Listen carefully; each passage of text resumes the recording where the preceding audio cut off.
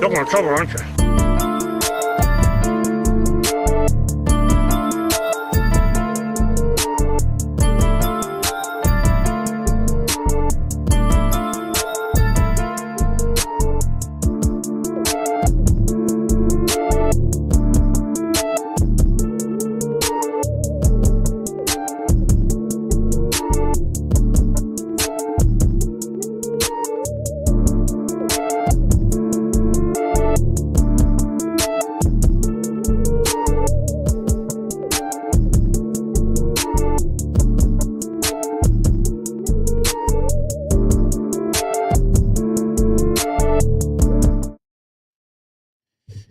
Ladies and gentlemen, boys and girls, back up in the place to be. Let's go.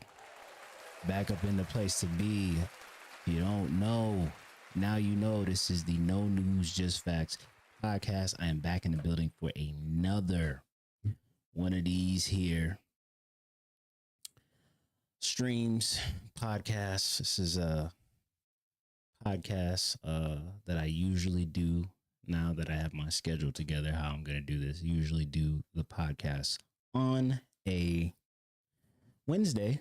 And yeah, here we are. I'm going to be completely honest, since I did a little like newsworthy type stuff is like, it's just kind of dry right now, just to be completely honest with you. It's just really dry right now. So just gonna do some reactions today. Nothing that's really trending. But we will be getting into some things. Just getting into some things. I don't even know where to start. Let me see. I believe I should just start counterclockwise with this. Well, I got a couple of things here. Let me see. Y'all are basically seeing what I'm gonna start with. Let me see. Oh yeah. Okay. We're gonna start here. Shout out to Mogul State of Mind. We're gonna start here because I've always wanted to do like a reaction to this gentleman right here. His story as a hitman is just so interesting to me. So we're just gonna get it started right now. Just go ahead and let me see, put it like that. All right, let's get it going. One of the probably most prolific shadowy figures in Detroit history. People know you from running. If you ever heard of this story, you've known from running with the crew, best friends, doing your own thing.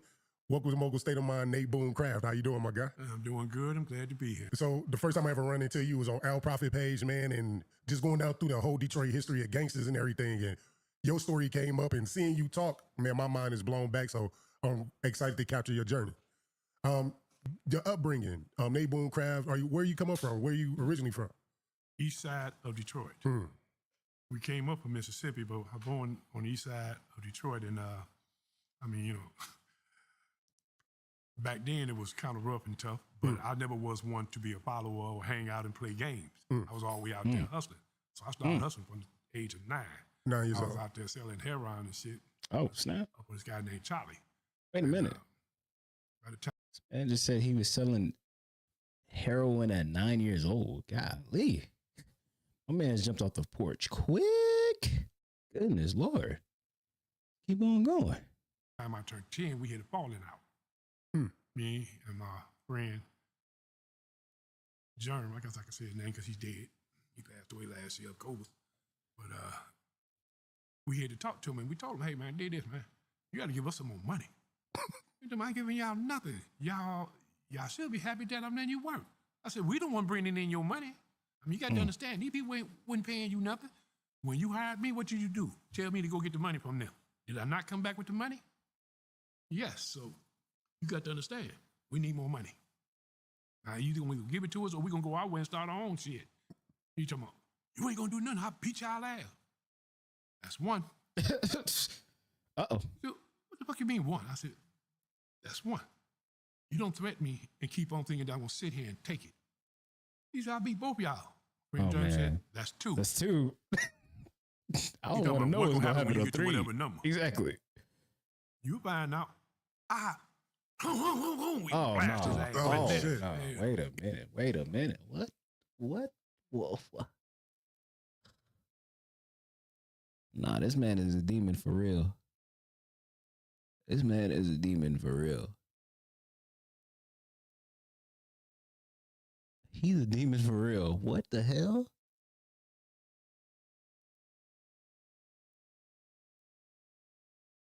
God dang, man. Goodness Lord.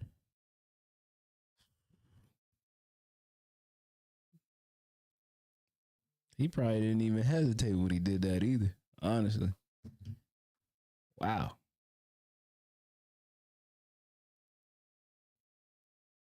If we got to say three, we ain't gonna say it. You'll never hear it. Shit.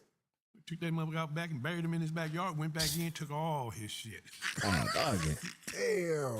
By the time they found that stinky body, the whole neighborhood was stinking. They were like, Nah, damn, he's something foul. Oh shit. tripping. So, Nah, he's, I started whoa. at 10 to start pushing that until I ran out of it that he had. And then I talked to Frank and see he was 10 when he did that? I know I'm a kid, but you got to, look at my record, man. People out here knows me. And they know I'm going to get my money. And I'm going to give you yours, man. But I got yours up front. God, dog. He's like, man, get your little, he started looking around like he been set up. Yeah. No, man, ain't no setup, man. What I'm going to do is leave this bag on this table. There's a phone number there. Call me if you think that you can make something happen. I got up and walked away, and my friend was sitting behind him, which he didn't know, just in case he got stupid. We both walked out the door. Within like 3 hours, I got a call on that phone, rotary phone back then, Yeah. you know. And he said, listen, come back up there to that restaurant. I need to talk to you. I said, okay, I go up there, but he wasn't in there. He was sitting in the car. He said, come on, get in. He said, hell no, I ain't getting This in. don't sound right. Exactly. I said, yeah, but my friend is with me. He said, come on. Damn, y'all two short motherfuckers. I said, yeah. So we got in the car, drove around over on Emerson, down by Pew. And he said, you see that can over there? I said, yeah. I think somebody left something in there. So I tell him to go get it. Tell him to go over there and bed. He said, you can't get back in the car with it. Ain't no thing. He said, give me a call when you ready to talk again. We never said the word drugs or anything, so we left. Yeah. Went back to Charlie's house since he was, deceased. So we used his house up for almost like 3 months before that That's body really started crazy. stinking. That's And crazy. We didn't cut it up. They were still operating in the dang place where they unalived the person that they started with. Yo, my mind is just processing everything, but yo, all in all, this man was a savage back in his day. Man was a whole demon savage. This is the type of stuff you hear in movies. This man lived this, man. This man is the real John Wick. He is the real John Wick, bruh. He's the real John Wick. Bag it up, put it out there. At that time, we decided to change the name to Do to Die. Let people know you do this, you can die. But you better step on it a little bit because we ain't step on it. At all. Just That much. Oh, no, we stepped on it. But we didn't step on it that much. We might put a 1 or 2 cut on it. Gotcha. But you better put the rest.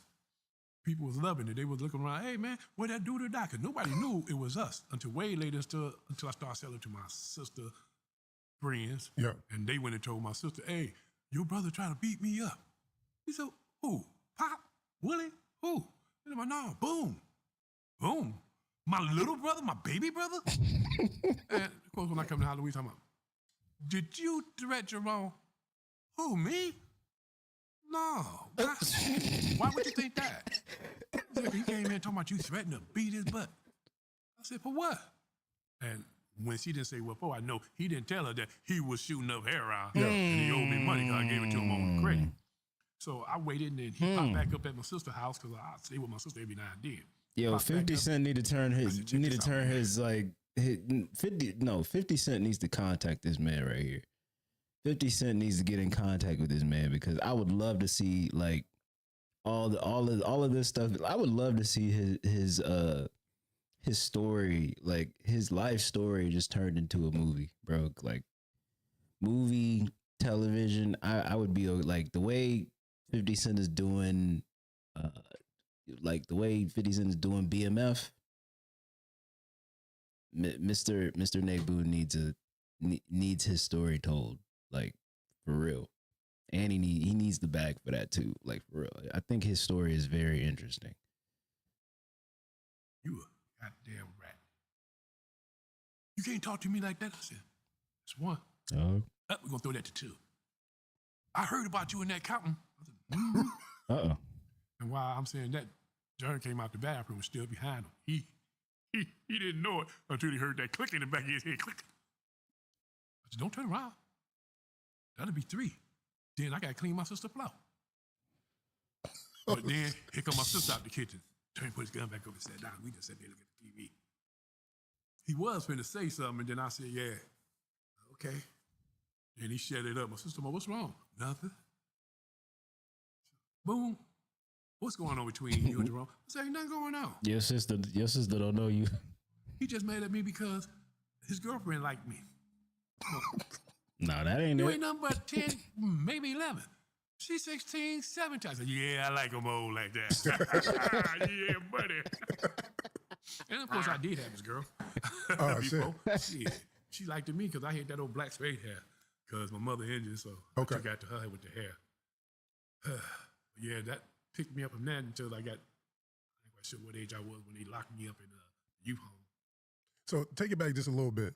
How was it a 10-year-old? Like, what was your family dynamic that you ended up being in the streets? Like, what That's was what I'm saying. Mom, how did you dad, things of that become nature? a savage this quickly, this early? Mom had there's a big family of us. Yeah. So mom was always working, dad was working. Okay, so nobody, in the army. That makes sense.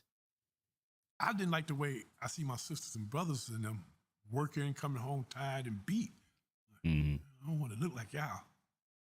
So that's what made me go out there. And first I did legal stuff. I went out there and packed grocery bags, helped people carry them home. I shined shoes, I fixed shoes.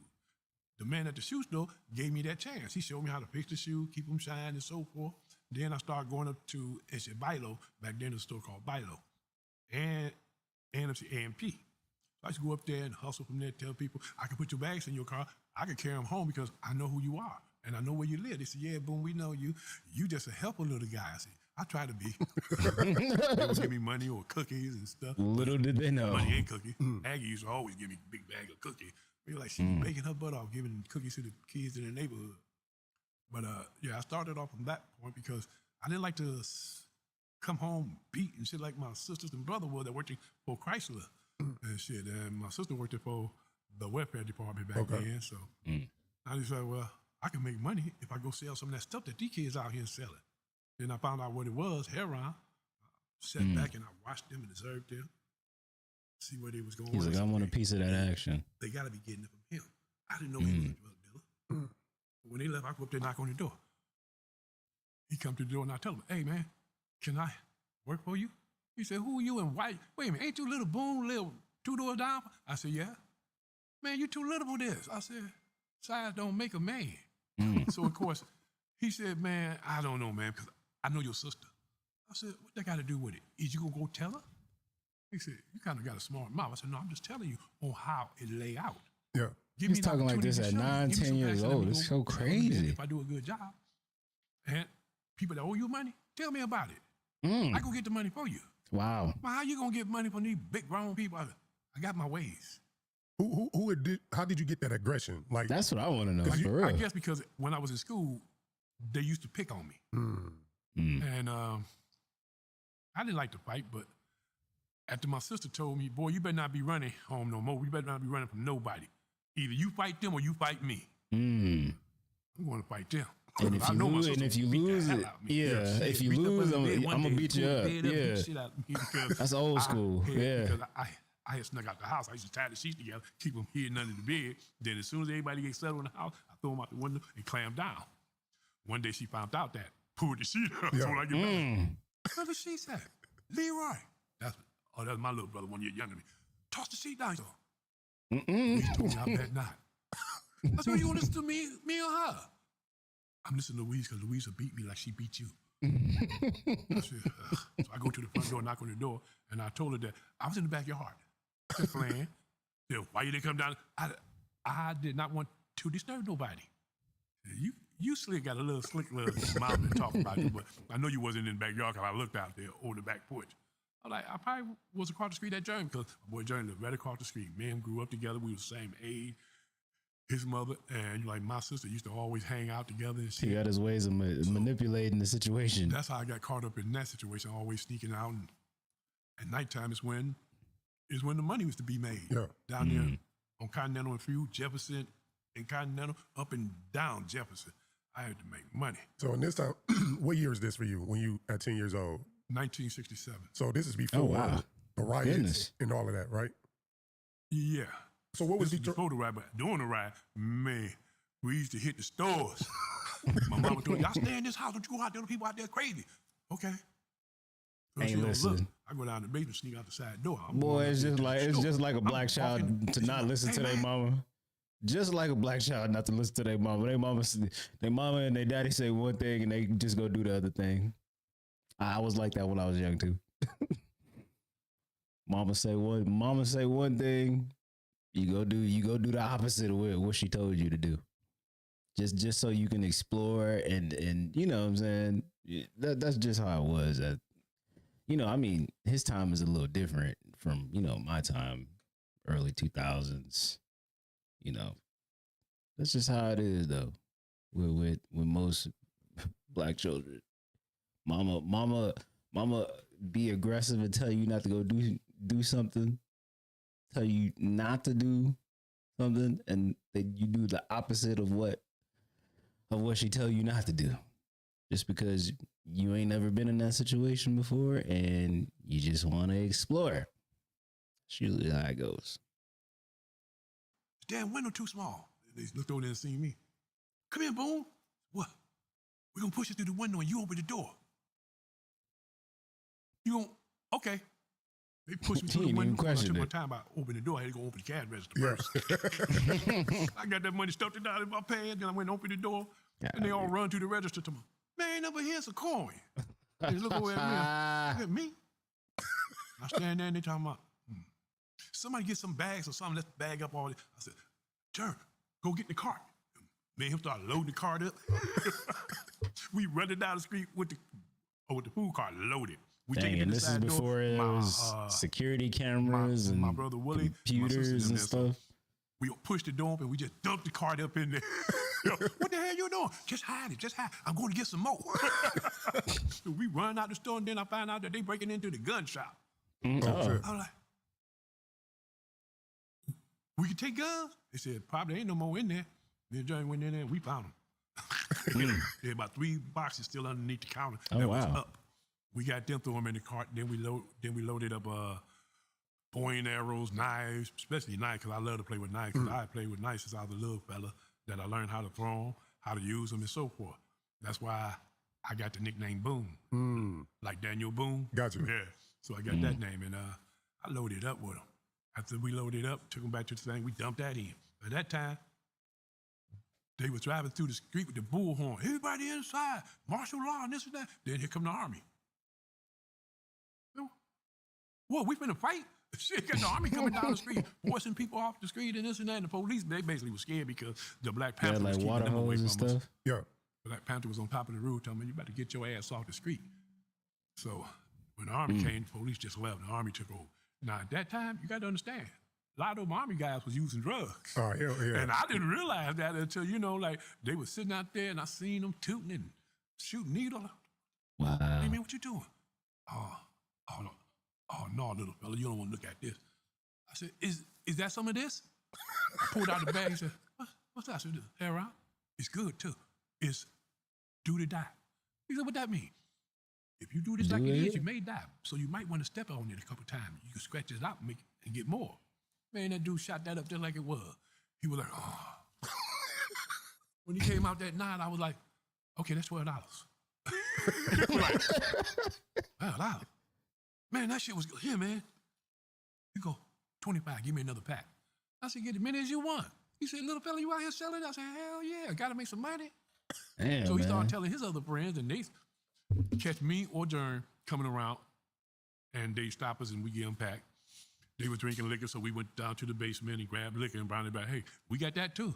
Selling heroin at 10 years old is 814 Continental. We got it all. It's a different type of work, so they came man. down there, sat on the porch with my sisters and them, and they was kicking in and talking, and we was coming from the side of the house selling them shit. At that time, what was it? I think it was police that was up on Continental and Jefferson behind the church. Me and Jerry, we had hid our stuff up there, so we go up there to get it, but we see the police car pulled up in the alley. I'm like, man, the police, I hope they ain't got our stuff. And of course, that time the body was really stinking, had the whole neighborhood smelling like skunk. Yo, they still hadn't found that body that person that y'all unalived? Yo. This man caught his first body at 10 years old and they still hadn't found it? Oh. That's wild. So we go up there and we sneak up on the car, trying to figure out what the hell he in there doing. He in there raping a sister. Oh. The other white man was standing there watching out for him. I'm like, Yeah. the sister in there told me, don't stop, leave me alone. I didn't do anything. Yo. That time I said, man, don't do it. They're not even looking. We can shoot both of them in the head, man. You shoot one, I shoot the other. He said, man, that's going to bring too much trouble to us. I said, you right. I mean, y'all already in trouble. Just hid back in the little fence in the bush and just sat there and watch. What? So then they get out the car and they choked the sister to death. Then they threw her over in the garbage can. Oh my goodness. Of course, me, I go down there and tell my sisters and I tell anybody that would listen what I seen. Wow. Nobody wanted to go to believe me. Yeah. They didn't even want to go down there and look. I was like, I'm not lying. The police just killed that woman up there. She was behind the church and they raped her. Don't be saying that because then you have the police gonna do something to us. Don't worry about them doing nothing to me. They ain't the only one got guns. My mama said, what? Boy, come here. Like, oh, right. I had to say something. Just had to say something. She grabbed both of us by the shirt. Come in. She put one between the legs and locked it. That was Jerry. She grabbed me, went to pat me down. She said, where you get this gun from? I said, from the gun store. She searched Jerry and told me, tickles. I'm laughing like a big dog. Like, she found he had two guns on. I didn't even know he carried two. I thought he just had the one. She found both guns, one in the front and one behind the back of his pants. I was like, man, I could have been carrying two. My mom looked over at me, what? What the hell y'all? I said, nothing, Ma. We were just playing cowboys and engine. Using real guns? Ain't that what they use, Ma? Boy, y'all better not shoot nobody with these things. We didn't. Too late. Mom took the gun. Louise got them from her. And I think Pop stole them from them and sold the damn thing. But about 7 months later, I had to get a car. I couldn't be walking everywhere, so I asked my brother Pop, will he buy a car? I give him the money, you buy it, put it in your name. He told me, boy, I ain't buying no car, I'm gonna get in trouble. Well, if I give you extra $100 every month. Boy, you better not get me in no trouble getting this car. I said, okay, I won't. Go get me a suicide door, Continental. He said, no. How about that green Fleetwood Brougham with the gangster tires on it? He said, you got enough money for it? How much you need? He told me, I said, Johnny, go get the money. Johnny came back. He was like, when the hell y'all come with all this money? I said, don't ask me that. Here go the money. Here go $200 for you, $100 for me, $100 for Jerry. Goodness, just man. go get us the car. Got that money. Bought the car. My brother was using drugs too, though. But he went and got the car around the back. Wow. He's like, boy, y'all better not be getting in no trouble because don't tell the police I don't know how y'all got the car. It's too late for all of that. So I said, that's cool. It's too late for all of that. We riding around in the car. And Yeah, you don't even know. Bro don't even know his little brother making moves. man, those two kids. We may be kids, baby, but we grown. Look at our suits. Because, you know, like, back then, I was even wearing, I love to wear suits. I wore suits whenever I went. And Wanda, she was the girl that stayed 4 houses down. And I used to just sit on the porch sometimes, just sit there because I ain't got nothing else to do. Sit there and watch them while they run around playing hide and go seek, tag, and all this. I never had a childhood to play all that. I was too much in making money. So here come Wanda up to me. They love to brush my hair and play with my hair. I was like, my mama said that she don't want you hussies playing with my hair. We ain't no hussy. You ain't. Hey, Mom, this hussy down. And they run back to their house and be sitting on their porch like they ain't did it. Mom said, who? I said, Wanda down there, who was rubbing all in my head. Wanda, ain't you 18 or something? Leave my little son alone. She said, I ain't mess with him. Oh, she gonna lie on me. So when my mama went back upstairs, I go down to Wanda and I said, hey, check this out. Why don't you give me some, you know. What? You know. They're like, boy, you don't even know what the hell that is. Shh. Well, I've been screwing since I was 9, 10 years old. Bruh. What the hell? When y'all be playing hide and go seek, I be playing hide and go get it. I find y'all. Man, said I'm grown. Y'all always give me some. Your cousin was giving me some. Now I want some from you. Wow. Oh, shit. She's talking about, who? I said, Loretta. What? I said, yeah. She's good at it. She held onto my hip and just, I'm like, oh my God. Oh my goodness. But after she gave it to me, she didn't want to do it, but maybe 3 more times she did it. Then after that, she said she can't do it no more because she's going with my brother. I'm like, what? Yeah. Damn. Me and Willie going together. I said, you didn't tell him that me and you were doing that, did you? She said, hell no, you bet not either. I'm like, ain't no thing. He's dumb like that, but he should have knew something was going on. I was always on your porch. Yeah. When I come on your porch, I didn't come over there just sit there and watch people run around playing tag, jumping jacks, or all that crap y'all be playing. I was trying to get out, exactly. I hit many of y'all out here, and he knew it because I hit y'all in my mama's basement. Wow. Willie, everybody be down there playing hide and go get it. They cut the light on and say, okay, everybody hide, and whoever you find, you got 5 minutes in the dark. Lights go off, and I'll be watching the one I want. As soon as that light click, got this one. Somebody else, let it go. I got you. You ain't getting shit, man. Hey, you know what? What you say? Hey, man, what you doing? Shh. Get away from us. Take the girl back there in the back. I have my way with her. Man. And she was like, is you going to give me some money? Yeah, I'm going to give you a whole quarter. She said, okay. I'm like, damn, it's cheap. Then I learned how to only give them nickels. A whole quarter. You know, like way back then, a nickels whole quarter is crazy. Was where you get double the cookies and candy and all that. The whole quarter is crazy. You get a big old bag of cookies. You get 2 for a penny. Shit. But my brother found out later on, and I guess that's what made him hate me. Like I really give a damn. But he used to beat me up. I just didn't do nothing to him because he was my brother. So I used to tell my sister, Woody keep beating me up. Fight him back. I don't know how to fight like that. So what you mean? If I fight a person, one of us got to go. Yeah, I ain't fighting fair. We said, so what those people out there be saying that you be stabbing them, and so I like, one of us had to go. But they didn't go, did they? But if I ever catch them again, they mine. Or I better be there. Wow. So she taught me, set me down. And That's said, a can't be out there stabbing people. Yeah, that's a principle. That's a very crazy principle to live by. So I said, I know somebody that think like that too. Cut something, stab something. Funny thing. I know somebody who think like that. Right now, right now, I know somebody who thinks just like that. Be mean mugging, bro. There's people in the. Let me just tell you that there's people in this world just like this man right here, who they ain't gonna fight fair. They ain't gonna fight fair, because they don't really know what a fair fight is.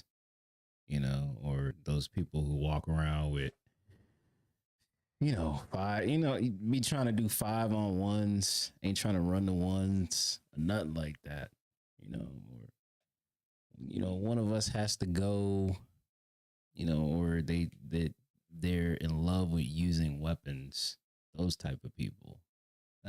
It's people in this world that think just like this right here, there's nothing. I don't think there's anything wrong with it, but I mean, at the same time, it's just like Friday, Craig's Pops, you use your hands, you live to see another day. You use a weapon, you know, you have a limited time on this earth because you know you're gonna meet your match at some point in time. And it's you know it's very crazy that you know this man is here to be able to talk about his experience. Your boyfriend, no? He didn't tell you that I cut his arm off, tried to cut his arm off, because he kept, I almost told on myself, because he kept trying to reach in my bag. I said, nothing.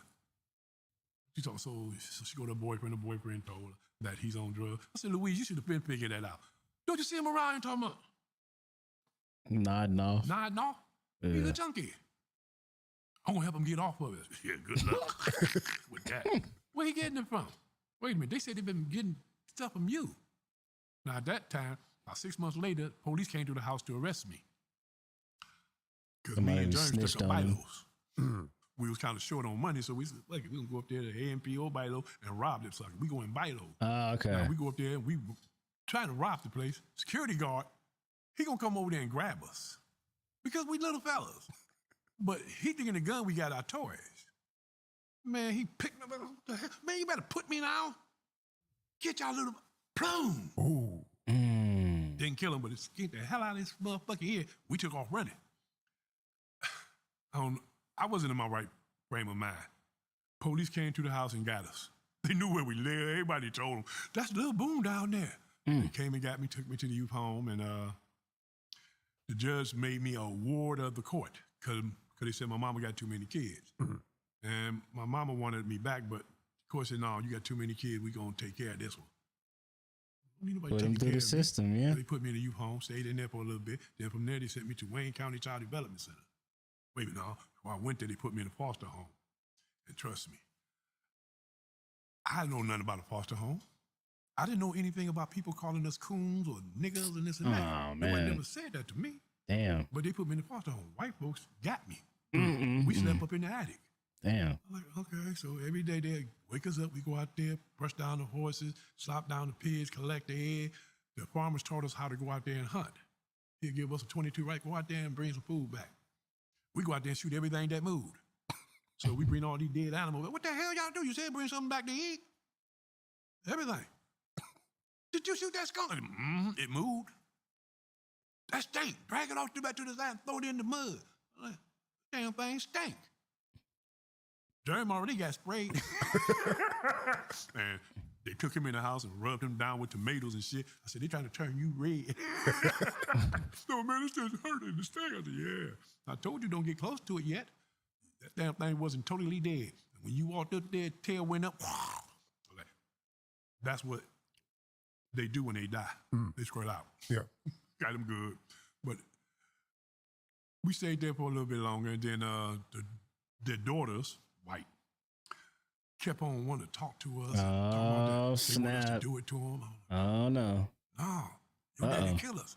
He won't know. When they go to church, we'll come upstairs. We got the keys to unlock the door and come up there. Wait, they lock y'all in when they... Oh, yes, they locked us in. 6 p.m., click, door locked. Niggas don't come out after 6 o'clock. Wow. They want us up early in the morning, about 3 or 2, so we can go start the whole day over, collecting the egg, going hunting, slop down the pigs, brush the horses, collect all the cows and milk them. And that milk was good. I got to admit it. Milking them, they didn't have a machine. Yeah. We was their machine. And I started tasting. I said, man, this milk kind of good, fresh out the cow. Then I learned later that he runs it through the big kettles and shit. Then it comes out a little bit weaker, but all that thick stuff over there. She make cheese out of that shit. What's she finna do with that? You finna eat cottage cheese later. That's what you make that stuff out of? He said, yeah. Didn't you like it? I said, yeah, you put some fruit on it. But girls come upstairs. Oh, man. Daddy's gone. This day, Bunny we hopping. was doing that to him for about 6 months. Oh, man. Well, this day the daddy came home early. We didn't hear him. Oh, man. We up there getting busy. Oh, man. And the white girl went to, Oh, no. didn't even have the door open. Oh, no. And man came upstairs. I mean, I'm really working now, his daughter. Only man came out his mouth, you nigga, get off my daughter. got mine and jumped out the Keep window. on going. Jerm got his and jumped out the window. We ran over to the barn and nothing but our draws. We jumped on the horses, took that Bunny way up, hopping, man. rode them all the way up to 6 Mile and Grand River. Back then, it wasn't no road. Streets. There was road coming off Shelton Road and all that, and Bellevue. Those were just dirt road. Oh, wow. If you There didn't know how was to no get around, you had to foundation, use yeah. a horse most of the time just to get from there to Detroit, up on Grand River, 6 Mile. But we got up there with the horses. Police stopped us. They stopped us, and they was like, "Who horses y'all got?" I forgot that man's name, but I said, "His horses." What y'all doing with them? Well, he was trying to kill us. What? What y'all do? What do you mean? What we did? You shouldn't be checking him. Why he trying to shoot us? He came up there, told them, but he didn't tell them the truth. He just said, "Them niggas tried to assault my daughter." We wasn't assaulting nothing. Your daughter was begging for us to do them. I just want my horse. You can do what you want to do with them. Don't send them back to my farm. I'll kill them. So, of course, they said, "Well, who the hell are y'all?" We told them my name. They ran through their little paper deck. They said, "Oh, y'all wards up to court." Yeah. So they sent us back to the youth home. Youth home, we stayed there for a little bit. Then they sent us to Wayne County Child Development Center, WCCDC. We stayed there a long time. One day, Jerm just said, "Man, I got to go." So, where you going? "I'm going home, man." We ain't never mentioned home in so long. Home. He said, "Yeah, man, I'm going back to Detroit." Okay. We take off running through the woods. About a half an hour later, I get hungry. I said, "Man, I'm hungry, man." They back there cooking spaghetti. "I'm not going back." I said, "Well, I'm going back to eat. I'll catch up with you." He said, "You gonna really go back to eat?" eat. I'm hungry. I go back. Hungry. Eat. That's when they didn't even know that we ran off. Yeah. They only know because after you eat, you had to stand over there for count. They were like, "Where is Alonzo?" They looked at me. "Where your friend?" "I don't know. I'm not his daddy." They checked the ground, checked all the cottages, couldn't find him. So some of the other kids told me, "I seen him going in the woods." Really? So when the guard left, I went on there and hit the kid in the head with a baseball bat. Snitches. Ooh. Snitching, bruh. So I hit him in the head with a baseball bat. I took off. But first I broke the man's car window. Take something like that. I broke his window before I left. Boom! We'll be driving that damn car. By the time I got up to Grand River and 6 Mile, that's a long walk from Shelton Road, 16,000 Shelton Road. I get up to Grand River and I'm like, "Oh, man, I should have put some clothes on." I ain't got no shoes on. It's winter. Ooh. Got no shoes on. My favorite song. That's so random. I don't even know how to make it set up. Oh, like that, squeezed it. But I get home. Jerm already done running the streets. His mama didn't care one way or the other. Mine's cared, but I was a wild child, so my mama told me, "Boy, you better sit right here because those people coming for you," because they called us. So they coming for me. Damn, they already knew. Yeah. They already knew where to look. Sitting there, sure enough, the police pulled up, handcuffed me. My sister was pregnant at this time, and she crying and boo-hooing. Whatever. They handcuffed me and they take me back to the youth home. I wound up getting sent back to Wayne County Child Development Center. The place you ran off from? I got into a fight within 2 days. Bruh. They locked me up in the quiet room. So when I get out the quiet room, the kid I hit with the bat, of course, he talking mess. I'm like, sit down at the table. I'm finna eat my oatmeal. He stick his finger in my oatmeal. Oh, Is no. it warm? Oh, no. I don't want to go back to the quiet room. So I just pushed it over there towards him, peeled back my banana, get ready to eat it, and he spit. Uh-oh. Oh, man, tears started running down my face. I want to kill this boy. So I get up and I go there, stand by the wall. And he telling everybody, "See that? He's a coward." Uh-oh. Use the C He word. turns around, still talking mess about me. Looked over at the closet. I see the Said, bats "I in there. I looked back at his head, looked back at the closet, looked at his head, reached in there, got a bat, and I started tiptoeing up there on him. Everybody at the table pushed back. And the kid said, "What the hell?" By the time he turned around and looked, I caught him dead in the face, just like that. Wham! They rushed me. I woke up in the quiet room because they beat the hell out of me. The site came and talked to me. Then went and talked to the men that ran the place. They wound up sending me to Hawthorne Center. That's a nut house. They said, this boy got to be crazy. He just tried to take the kid's head off. We going to charge him. Of course, you can't charge me if the boy can't say nothing because the boy didn't know who in the hell he was. Yeah. So they put me in a nut hospital. I stayed in there.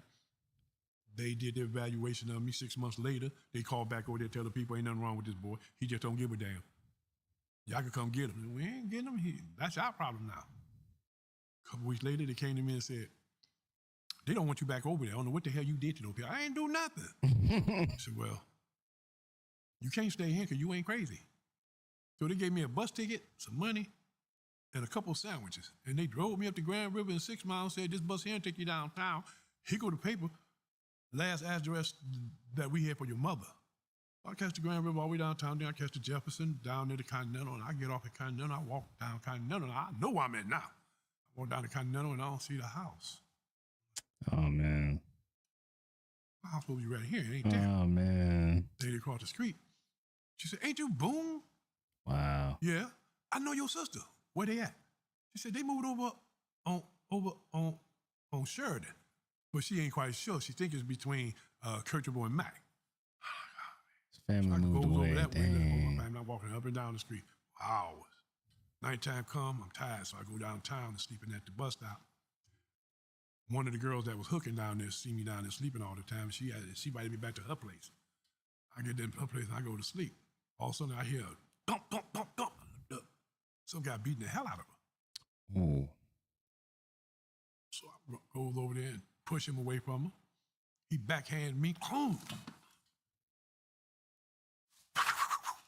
my knife out. I better cut his ass. She jumps in front. No. He just hit me and he be beating you up. Boy, he pulled out his knife. We gonna be some cutting motherfuckers. Uh-oh. He tell her, you get rid of that boy. Tell you doing with that kid in here. So he leaves. The girl come over there and said, thanks for what you was trying to do, but you can't do that. That's my pimp. Pimp? Yeah, I give him my money. I said, wait, you go out there and you sell your body, you come back, you give him the money. Make that make sense to me. She said, that's just how it is, pimps and hoes. I said, I don't know nothing about it, don't want to be involved with it. So I leave, I go back to the bus stop. I'm sitting out there in the Grand Circus bus stop, just sitting there sleeping, on and off. She came and she said that he was looking for me. By that time, me and my friend met up again. So he looking for me, okay. So I go down into her place and I'm hiding in the bushes, waiting for him to show up. He shows up, my boy, he got guns, he gives me one, he got one. I said, stay right here.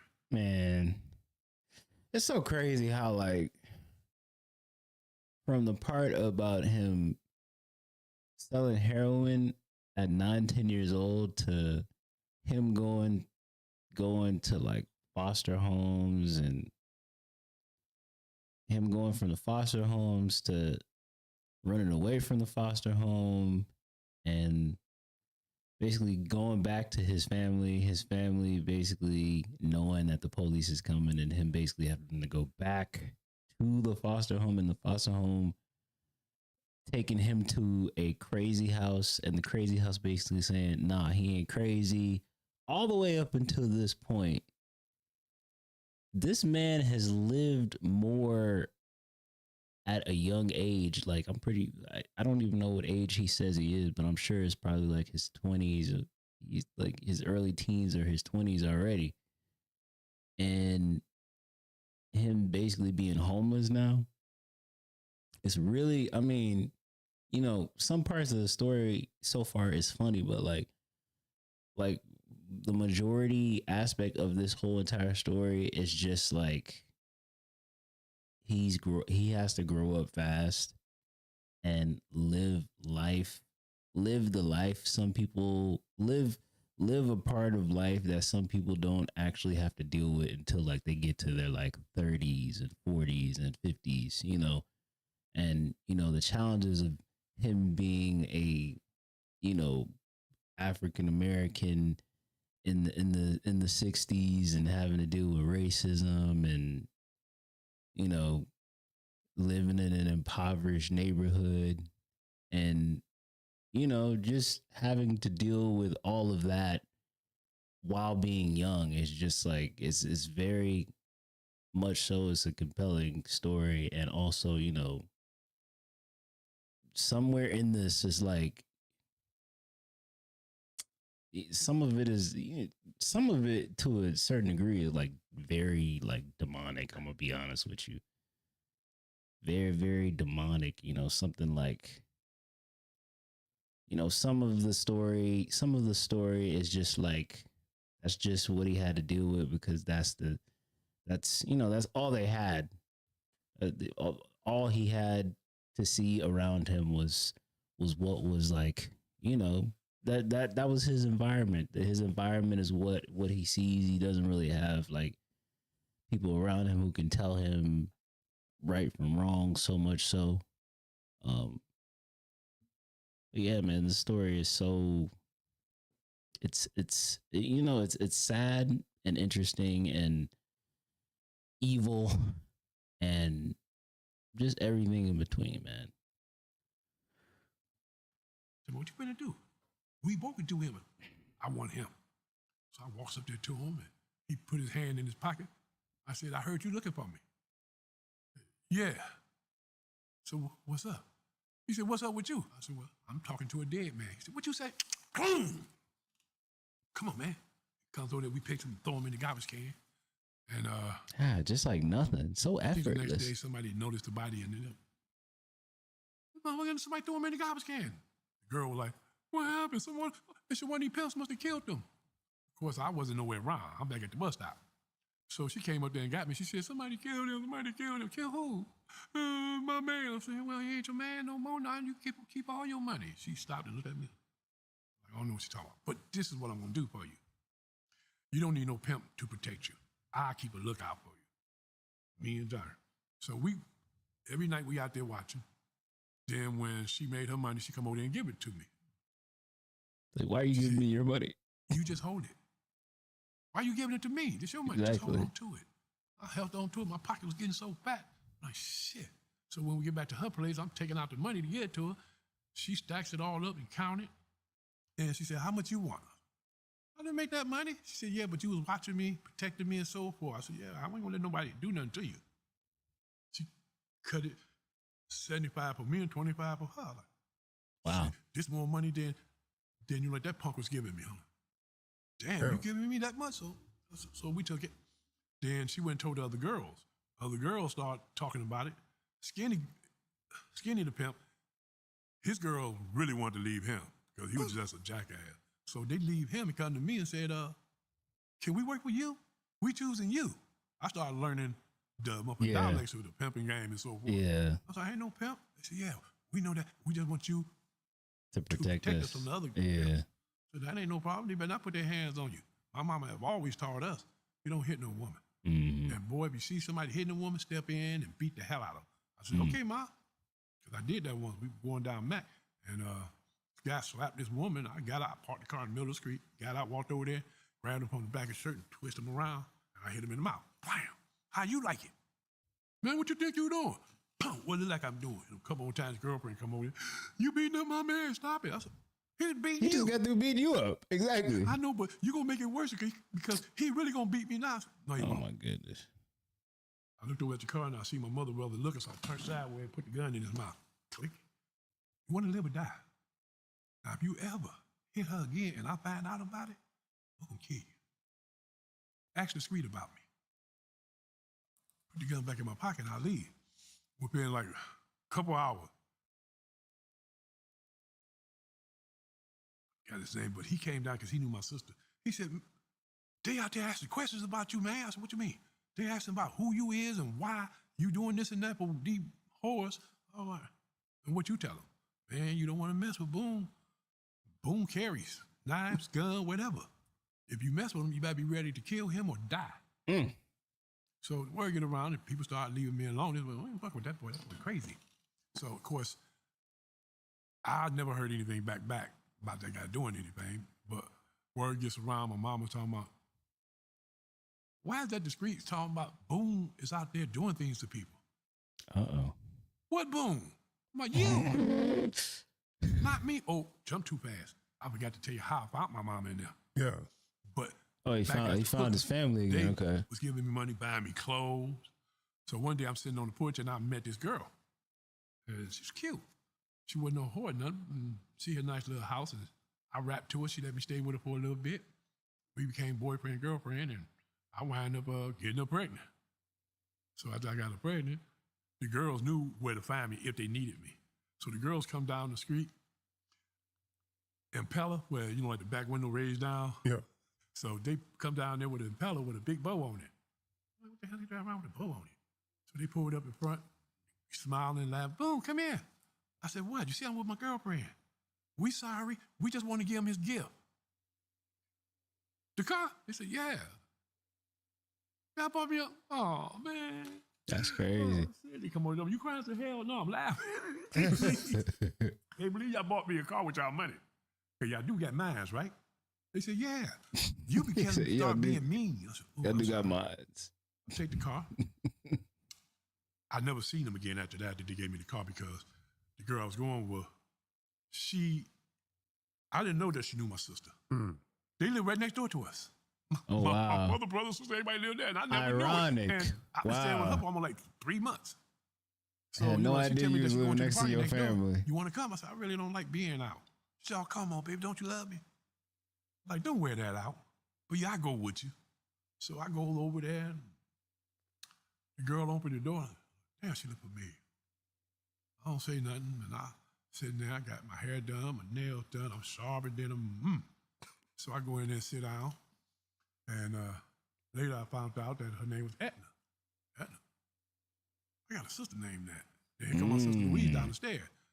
Now, I knew her when I said, whoa, wait a minute, that's Louise. So I started trying to duck down Louise, talking about, boom, what the hell? Did you run away again? I said, no, I've been out for a year or so. She said, nobody told us. I said, y'all didn't leave no new number or nothing. They gave me the old address over on Continental. I didn't know that y'all living here on Sheridan because I've been living next door to you.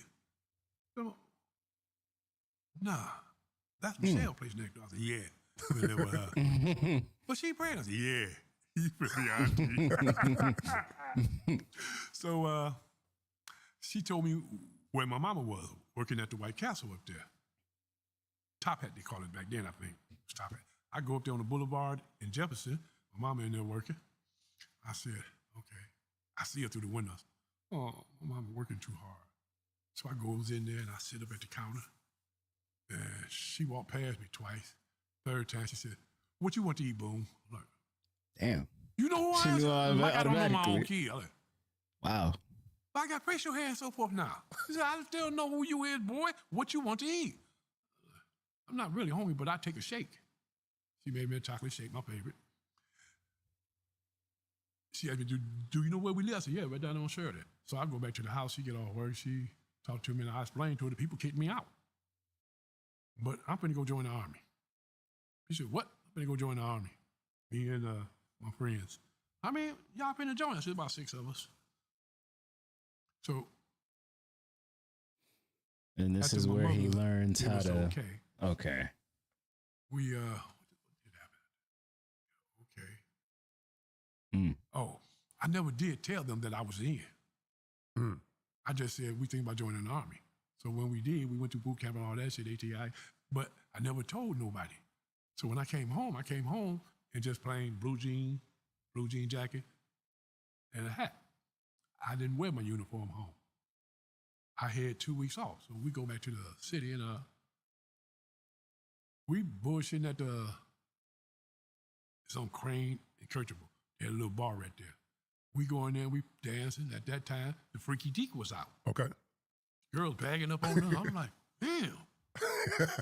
Hey, you know, I'm dancing. All of a sudden, pow. Oh. Nigga, did you just hit me? No, Jerm done already walked behind him. He didn't know what was coming down to after the guy hit me, but he walked behind him. And I looked at him and said, man, you got a lot of balls. Man, you don't be doing that to my woman. Your woman was doing it to me. I'm still leaning against the bar. She done walked up to me and bagged it up. Man, I'll cut you. I said, what? You gonna do what? I'll cut you.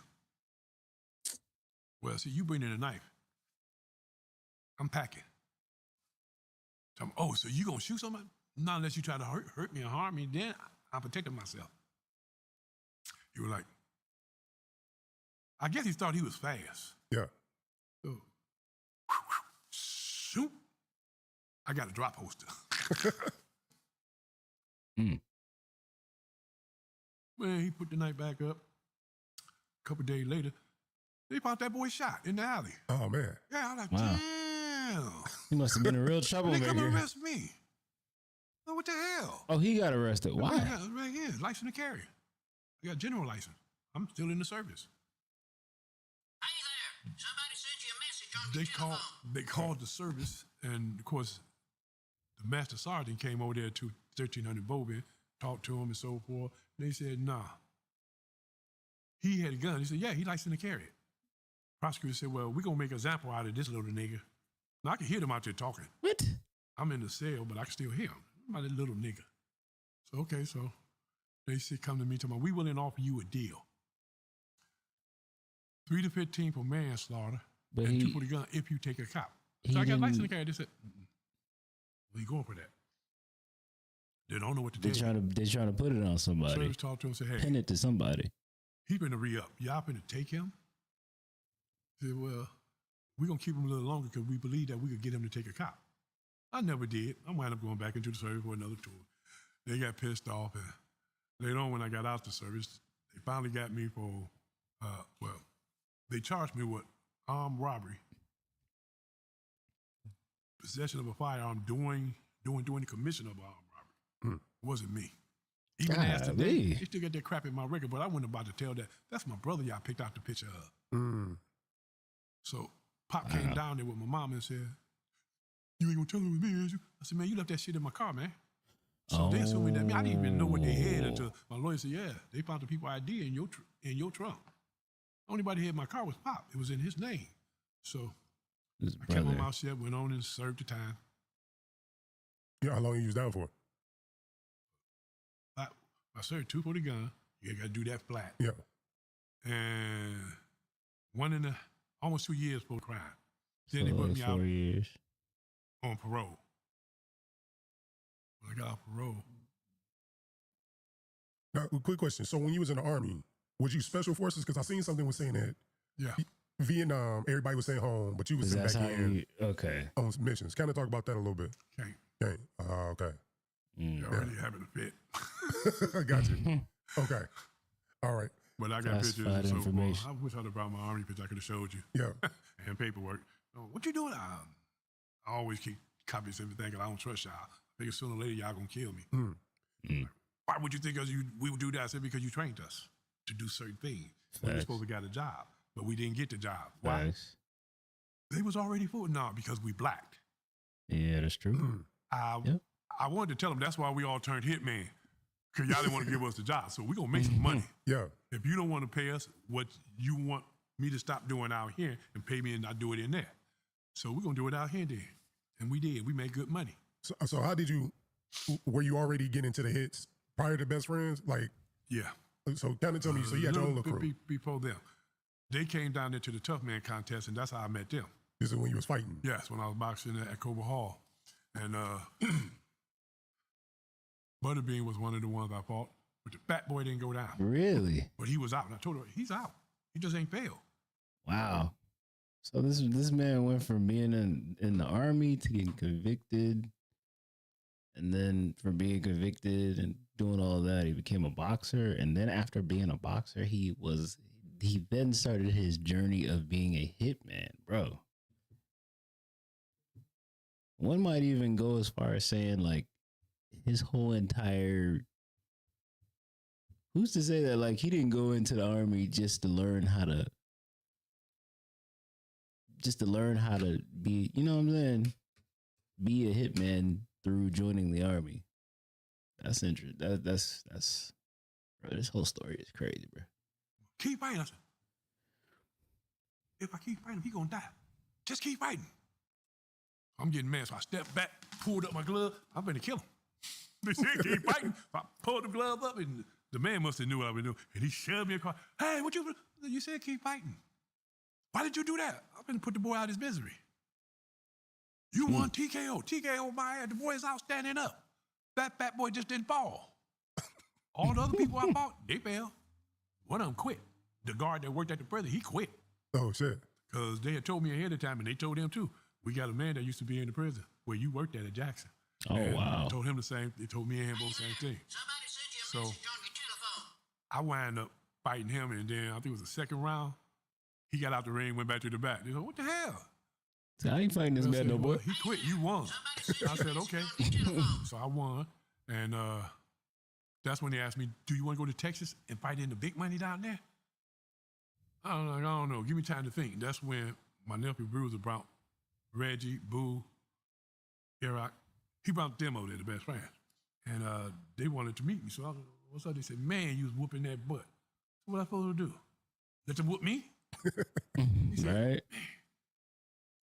"Would you work for us?" I said, "The money, right? I work for anybody that got money. That's what I love is money." He said, "Man, you can become a friend." I said, "Friend, enemy, whatever. I go for the money." Is it Rocket Red? I like the Red. Red was cool. Me and him got along. We used to go to my house and cook up shrimp, lobster. We cooked up everything. And me and him was used to eat.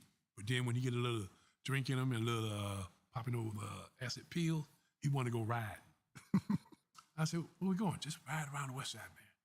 "What we doing over here, man? Now you know they don't like you over here. They don't know who I was. But couldn't figure out that they thought I was his brother Boo. Because we both big and boy and look. I was like, why don't people keep saying, they go Boo and Reggie? I thought he was saying Boom, but he was saying Boo. The hell? So we going down 7 Mile near Illinois, and we run into some people that was in this Jeep. Reggie rolled down. He don't even tell me he finna blast his goddamn car up. He rolled down the window. I looked over there. Like, what the hell? I take off, go around the corner and come back, park the car. I get out, go over there and look. So when people talking about, ain't that Boo? I turn around and look and see my dad. I said, you talking about you? Hell Me? no. I was saying, man, I had to take off running. Exactly. 2 shots fired at me. I got back in my motherfucking, I got back in the Jeep, took off, went back to the east side. They didn't chase us, which I thought they was gonna do, but nobody chased after us. Red was like, man, why you even go back? Make sure they dead and that they didn't see nobody. Yeah, he said, was there? I said, yeah. He was like, I like, you crazy than me, man. I like Exactly. you. You're crazy. So we go up there to Jefferson Crazy. at the, no, we went on Grass Ship and McClellan to the Coney Island joint. We was getting food in there. And police pulled, well, I didn't know anything yet. Police pulls up there. They know Reggie. So they out there looking through the window at him. I'm like, why the police said they know who I am? What you mean? They know who we are. We best friends. And you gonna be known as that. I'm like, man, I don't want to be seen. See, that's how y'all get too much notification going, and you're gonna always get busted or caught up in some shit. You gotta do shit low key. Then when you do it, okay, people just could say, hey, we think they did it, but there's nobody to witness it. That's why I told them, everything Pretty we do, smart. man, we got to do by ourselves. It's pretty We don't smart. need no witnesses. You want to take your friends and shit, and those friends gonna be your witness in your downfall later. He was like, what you mean? If they get caught doing something, they gonna give you up. No, man, they'll die for me. I said, yeah, okay, you keep thinking that. Yeah. See, I've been to prison. Yeah. You ain't. So I started scanning. I said, well, you know, if you get caught and go to prison, they gonna take that booty. He said, what, man? I said, there was men too that came through that. But later on, they had the shirt tied around their waist, walking the yard. I'm telling all them guys that. Most of them listening.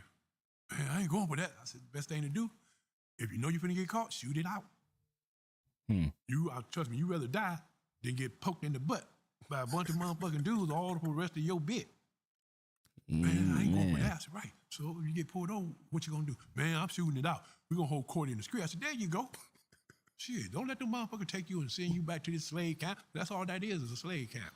You go back there, either they gonna make you do what they did, 'cause a lot of guards was faggots. I seen the guard bag his butt up to the inmate cell. The inmate was tearing his butt up on the back catwalk. We got our mirror looking. Look. Then I hit the guard. Oh my God. Jerome, is you hitting that guard? He down there talking about, hell yeah. I said, damn, man, I didn't know you was hanging like that. He said, man, shit, you know I ain't never getting out. John was saying, hey, send him over here next. Oh, shit. Oh my goodness. And the guard was slide right on over to John. I was like, and this guard, ain't somebody gonna bust him doing that? I said, don't nobody walk back here on this back catwalk. They walk on the front walk. Yeah. Back here, you go back there, and you be looking in the cell, checking, make sure ain't nobody making spud juice or doing anything illegal, even though we did everything illegal in there. Hell, I was selling drugs, I was selling knives, I was selling food. I had about 3 gambling tables. Mm. And in fact, that's when I ran into my cousin. He was in there. I was like, he said, you know we cousin, right? I said, right. He said, yeah. I said, oh, man. Just out of random.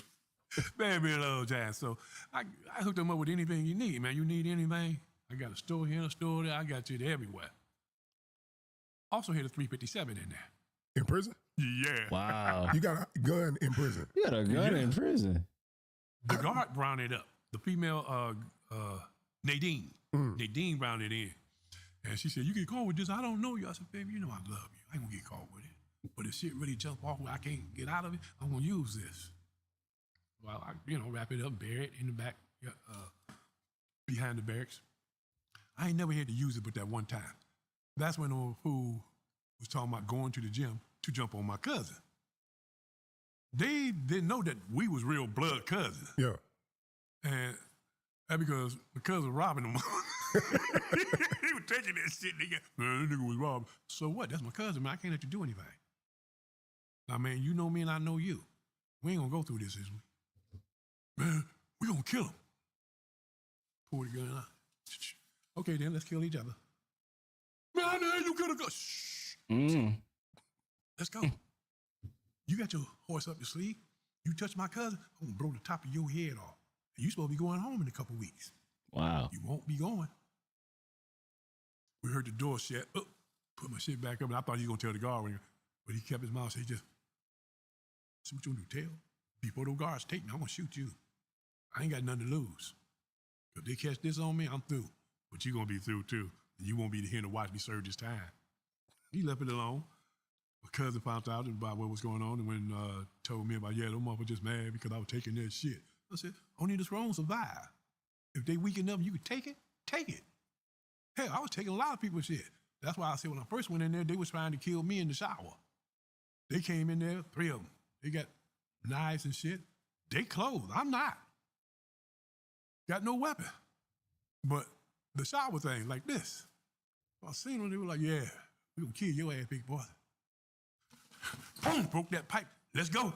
I ran towards him, hit that first one up in his armpit, went, pulled it out, kicked him to the side. The other ones were trying to run up on me. I went to roll back to hit him. The third one ran down the fucking gallery. That's when this I man ran is at immortal. him. Because the This second man one, is I caught him immortal. across the jaw. But the No, third this one man ran is down the immortal. gallery, and that's when they fired the shot. Boom, down. Was I got down. I'm butt naked. I figured they can't do nothing. I'm butt naked. They got clothes on. This So I'm laying down nigga there, is Magneto. Guard come down there and handcuffed her. Oh, what's going on? I said, they tried to rape me. They got weapons. They locked me up, and next thing I know, they came back and let me out. Many of the inmates said, yeah, they was trying to kill him. They didn't say anything about raping me, but I told them they was. I mean, why was we in the shower and I'm naked and they dressed and got knives? Basically, So that's my yeah. excuse to get out of that. And I did. Yeah. I got the hell out of there. And they didn't charge me, but they sent me to Muskegon. Mm. Yeah, they sent me to Muskegon. That's when I met Pookie Duke and all of them. Well, no. We got kicked out of Jackson. They sent us to Muskegon in the middle of the night. Nobody wanted us, so they loaded the bus up with all the people they hate or that they couldn't control because that was right after the riot, too, in Jackson. Okay. They loaded us up and sent us up there. And when we got there, they put us all in Birch Unit. When we got in Birch Unit, we sort of like took over that place quickly. I became the head of JCC and selling popcorn and anything else I could get my hands on. Man, Go to the this nigga, kitchen he's a and hustler. bought me about 100 of them hot dogs. Don't put nothing on the bread. Just wrap them up. I got mustard and ketchup packets and radish. I was out there in the yard selling hot dogs and sandwiches, cook-ups. They were like, man, you got everything. I said, yeah, you ain't got to go nowhere. Homeboy mad at you because you putting this store out of business. I said, that's their problem. Their price too high. My store, you only paying 10 cents more. You can't beat that deal. But see, by me selling my stuff quickly, I'm getting more. So I'm making money. I got people going to the store getting me more. I don't run out. I can sell mine quick and get back. And the other stores, I'm like, hey, man, you gonna make us fuck you up. Let's go. I don't know why y'all like to talk about it. Just do it. Come on, man. What the hell? I said, remember when that guard got stabbed in Jackson? And they threw the man in the laundry cart and shipped him up north?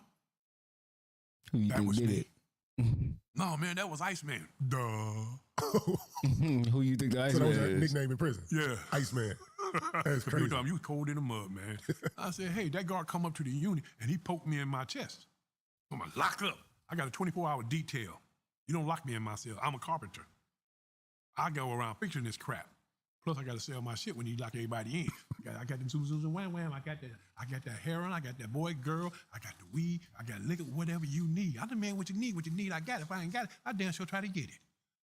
You need a visit, a girl to come up here so you could get off, I got them too. You need Golly. some people to be round up, I can get them round up. I was doing everything. Wow. I'm like, what? Can you get my girl brown up here? Oh, yeah. How much it gonna cost? I said, 75 tokens. He was like, okay. Because 75 tokens ain't shit in there. Yeah. I was buying cash money when people got cash in. You bring me 100, I give you 200 in tokens. Because I got to get cash. I can't keep walking around the yard with all this token scrapped to me and Yeah. hidden everywhere, people holding it. So I bought cash. Rolled up real fine and sold it in my coat. They come to my cell tearing apart trying to find my money. We know he got it. They didn't know that. That's why everybody that was down with me, they wore their coats inside out. So people knew when you down with the crap, and some had the hat on saying, down with the crap. The guard come at me and said, well, why they walk around here with your name on there? I don't know. When they get them, I don't know. So, of course, You know. when I got out, I had to ask the guard. I said, I'm free, right? He said, yeah. He said, damn, somebody got a red limousine out there. I said, yeah, that's mine. Huh?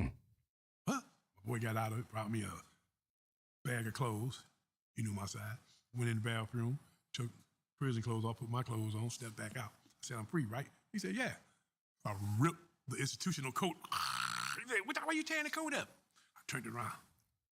He was like, that's money. I said, yeah. I used to tear my cell up looking for it. I sold it in my clothes jacket.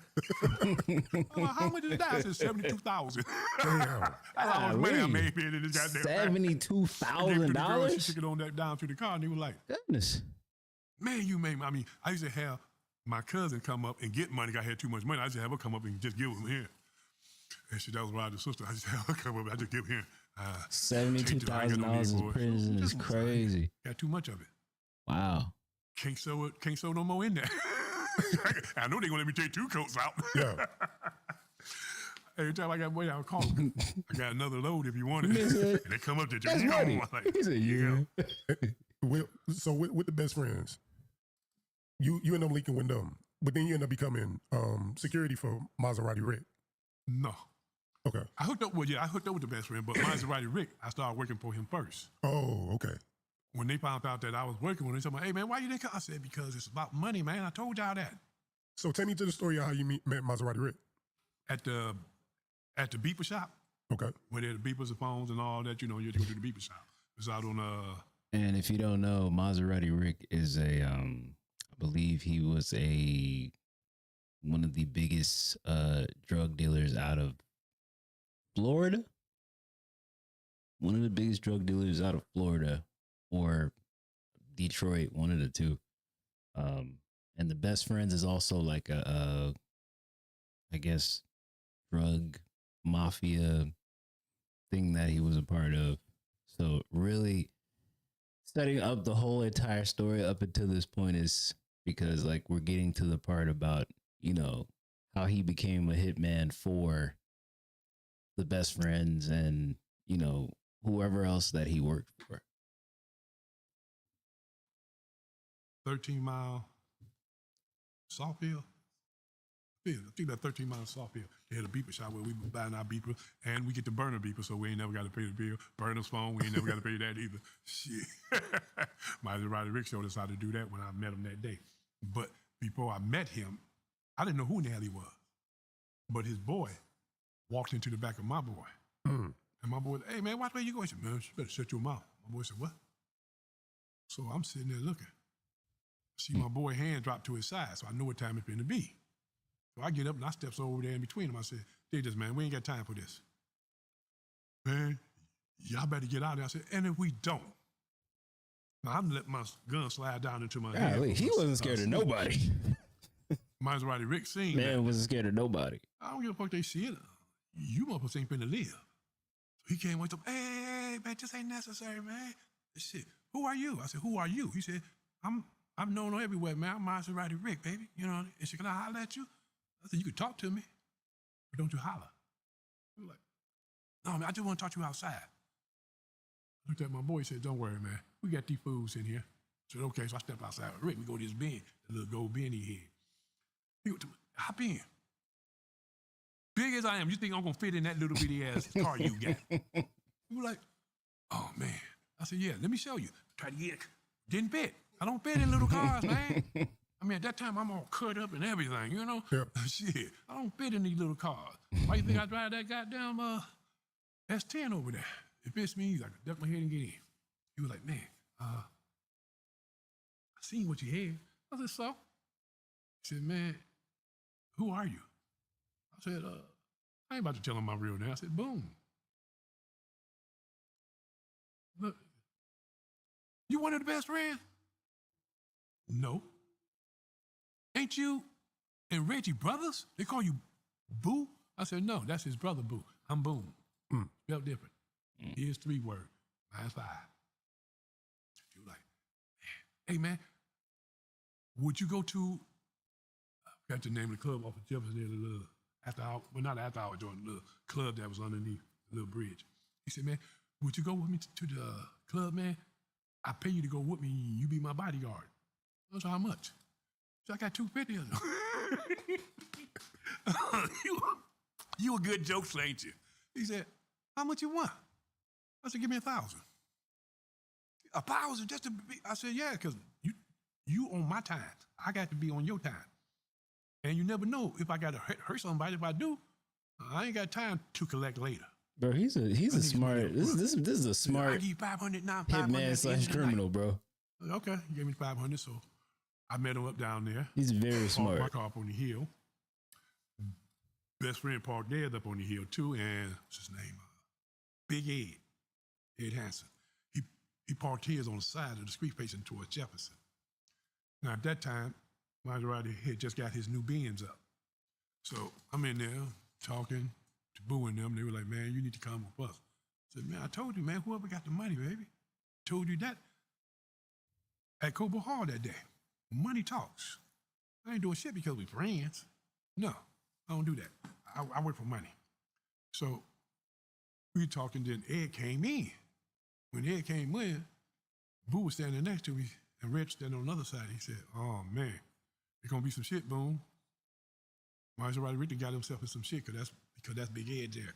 I'm like, yeah? We're like, man, those two don't like each other.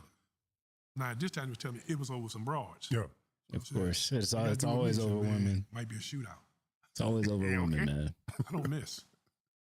So Boo went around that way, Reg went around that way, and I went straight up the middle. Rick had was standing there by the front entrance, so Ed seen him, and Ed stepped up to him. They said something. I don't know what they said, but when Rick noticed me, Boo, and Reg around him, Ed haven't noticed nothing yet. So Rick started getting tough. And I know he was getting tough because he know we was there. Yeah. We was all big guys. Yeah. So he said something tough, and then the man came over there on the place. He said, oh, no, come on, fellas. I don't want no shooting in here. I looked at him, turned my head back, kept watching Ed. Ed looking over Maserati Rick. Sure, they seen me. He looked to that way, seen Boo. He looked the other way, seen Red. We're like, oh, man. So he started bagging up towards the door. So I'm going towards that way. This fool ain't gonna get to that door and then just start blasting back up in there at us. Mm-hmm. So we get to the door. He done took off running across the street. He jumps in his 5.0. Maserati Rick jumps into his Benz. I jumps into it with him. That was his newer Benz was bigger. I jumps into it with him. We flying down Jefferson. All of a sudden I see Boo, Reg, and their trucks in their Volvo. They flying down and we just flying. Phil Precinct used to be right there on Jefferson and St. Jean. Man, we just flying. But when he got to Algonquin, that's when he turned off. And I can see him, and I told Rich, he turned that Algonquin, turn. He was going to turn that Connors. I said, no, he ain't. So he went down Connors, we shot down the other side, came back up. We don't see that 5 point nowhere. So we driving down these streets looking, back and forth. Reggie and Boo riding down the other street looking. We meet up on Jefferson. Anybody seen it? No, man. He either got off or he went across. I'm like, man. Of course, later on we found out that he pulled behind the house and pulled that way on the side so we couldn't see the car. I was like, oh, man, that's kind of slick, man. I would have never thought that shit. But now we start doing that shit too. Yeah. But I said, oh, man, that was slick of him. Word got back out that he wanted to do Maserati Rick badly now. So Rick said, hey, man, we got to kill him. I said, ain't no problem. You got the money to pay me? He said, I'm going to help you. I don't need no help. I just need What that you think, money. you going to hold him down and I do something to him? Or I hold him Exactly. down, I just need that I'm money. going to hit him from a distance, baby. I need that money. Now, if you want a body part, you just tell me what part you want. Whoa. No, man, I want to do it with you, man. I said, man, you ain't cut like this. Yeah, man. I was in the Army. I said, yeah, right. Army. I don't want to hear that shit, man. Oh, man, come on. I throw you some extras. Okay. So I said, okay, and we leave. We park the van on the side. We wait till it got dark. We crawling in the bushes, crawling up on the side of his house, off Sunset. We land in the grass. All of a sudden, some guys pulled up. I'm like, man, I hope they don't see us landing. Don't move, Rick. Well, we land flat, they won't see it. So they walk past, go up to the porch, knock on the door. Ed come through the door. He looks out. I said, that nigga paranoid. That man was doing his own shit back then. Yeah. And he came out, they said all that on the porch. I was like, okay, when I say 3, you run that way, I'm gonna cut him off this way. 1, 2, 3. I jumped up. The fool ran across my path. Oh. I told him, you run that way, don't run across where I'm shooting at. This guy. First I was shot toward the doorway and he jumped off the thing and ran through the thing, ran out his hat. So I picked his hat up and I was wearing it around. People were like, man, somebody shot up here. Yeah. How you like his hat? What? Yeah, tell him anytime he wants, he can come and collect. Like, man. You a I bad started the man. war. There about no war. Tell me he won his hat. We got it. Next thing I know, Boo came to me and said, man, did this, man. We need you, man. We hear weird shit about somebody out there, big guy, that's dressed up in the hoodie and all that. I said, oh, you do? Who? That's you, ain't it? Can you prove it? You got a witness? He's like, no, man, but we know. I said, you can say what you know, but I ain't gonna never affect. That's like me giving you power over me. That I told you that I did this or did that. No. That's why I be telling y'all be doing shit with your friends. You got a witness against you now. I don't need y'all as witness against me, so I ain't gonna tell you one way or another if that was me or not. But how you like his hat? That's his hat. You pulled it off. Yeah. Let me wear it for a while. So all the friends was wearing this hat. Ed was pissed off. So one day Basically we ran down taunting the him. street, but we parked on the other corner of where he was at. Because he didn't go back to Sunset or whatever. He didn't go back there, he went to this other house. Of course, people tell us where the people went. So we sitting down in the corner, we just watching. So, okay, now if he come out and get in this car, we're going to waste his ass when we get to that corner. I said, no, if he come out, I can hit him from right here. You see that scope on there? I don't miss. So all of a sudden, the door blew open, he running out, blasting at this white van. Yeah, you bitch-ass motherfucking Rick. And that's when the man jumped out the van. And he seen the man was white. You shooting up a white man van. He runs back to the house. I said, oh, man, the police going to be over there beating his ass. Evidently, the other people in the neighborhood were telling me, man, just leave the situation alone. we can get you some money to have your shit fixed or buy you a new one. Man must have left it alone because I ain't never heard about the police going there to him or anything. So he tried to get back at us. So he come flying down the street over on Wilshire? Promenade. We sitting on the porch. I just happened to pull up and I sit on the porch with him. And all of a sudden, we seen that 5.0 car. Like, ain't that it? Yeah, I guess the punk went to shoot it out with him. He pulled down. We all sat on the porch watching. We all got ready, but of course, we see the police down on the other end. So we watching them, we watching the police. He pulls up. All suddenly, his window dropped. Boy got a lot of balls. But he hangs out on the other side and shoot up the house across the street. Police, he took off, hit that corner. He was gone in that 5.0 could pick up. Yeah. He hit that corner, hit that fire hydrant. Police hit his ass and they beat the shit out of that boy. His own mama wouldn't have recognized him. Damn. His face, because we went to his court hearing the next day. When we got in there and seen his face all swollen, I was like, damn, they beat the shit out that man. But he made bombs because nobody was shot. Nobody lived there. Yeah. The house was vacant. And then he was out there saying, well, what the fuck? Well, you just shot up a random house. They was watching us. Like, we ain't did shit. They said, why y'all down here anyway? We want to see, was y'all going to beat him up some more? Y'all beat the shit out that boy. Look at his face. Boom. I see. It was a So cushion. his girlfriend paid it. She went out to go get the car. She pulled up in front of the place. We standing out there like this. He come through the door. He see us. So he start backpedaling back in. He told the Depp, tall, light-skinned brother. Brother come to the door. He told the other Depp to tell them to leave. We ain't got to leave. We on the sidewalk. We not on y'all property. And we just sitting out here. He said, well, y'all know who's in there, and he ain't going to come out. I said, oh, so y'all going to let him stay in there. Y'all a bunch of pussy. Put him out. All of a sudden, we didn't notice that his car backed up all the way down to where the judges and them come in, go in, leave. Yeah. All of a sudden, the door flew open. Man ran to the car. It dived in the car. She did a U-turn, jumped on the 75, and they was gone.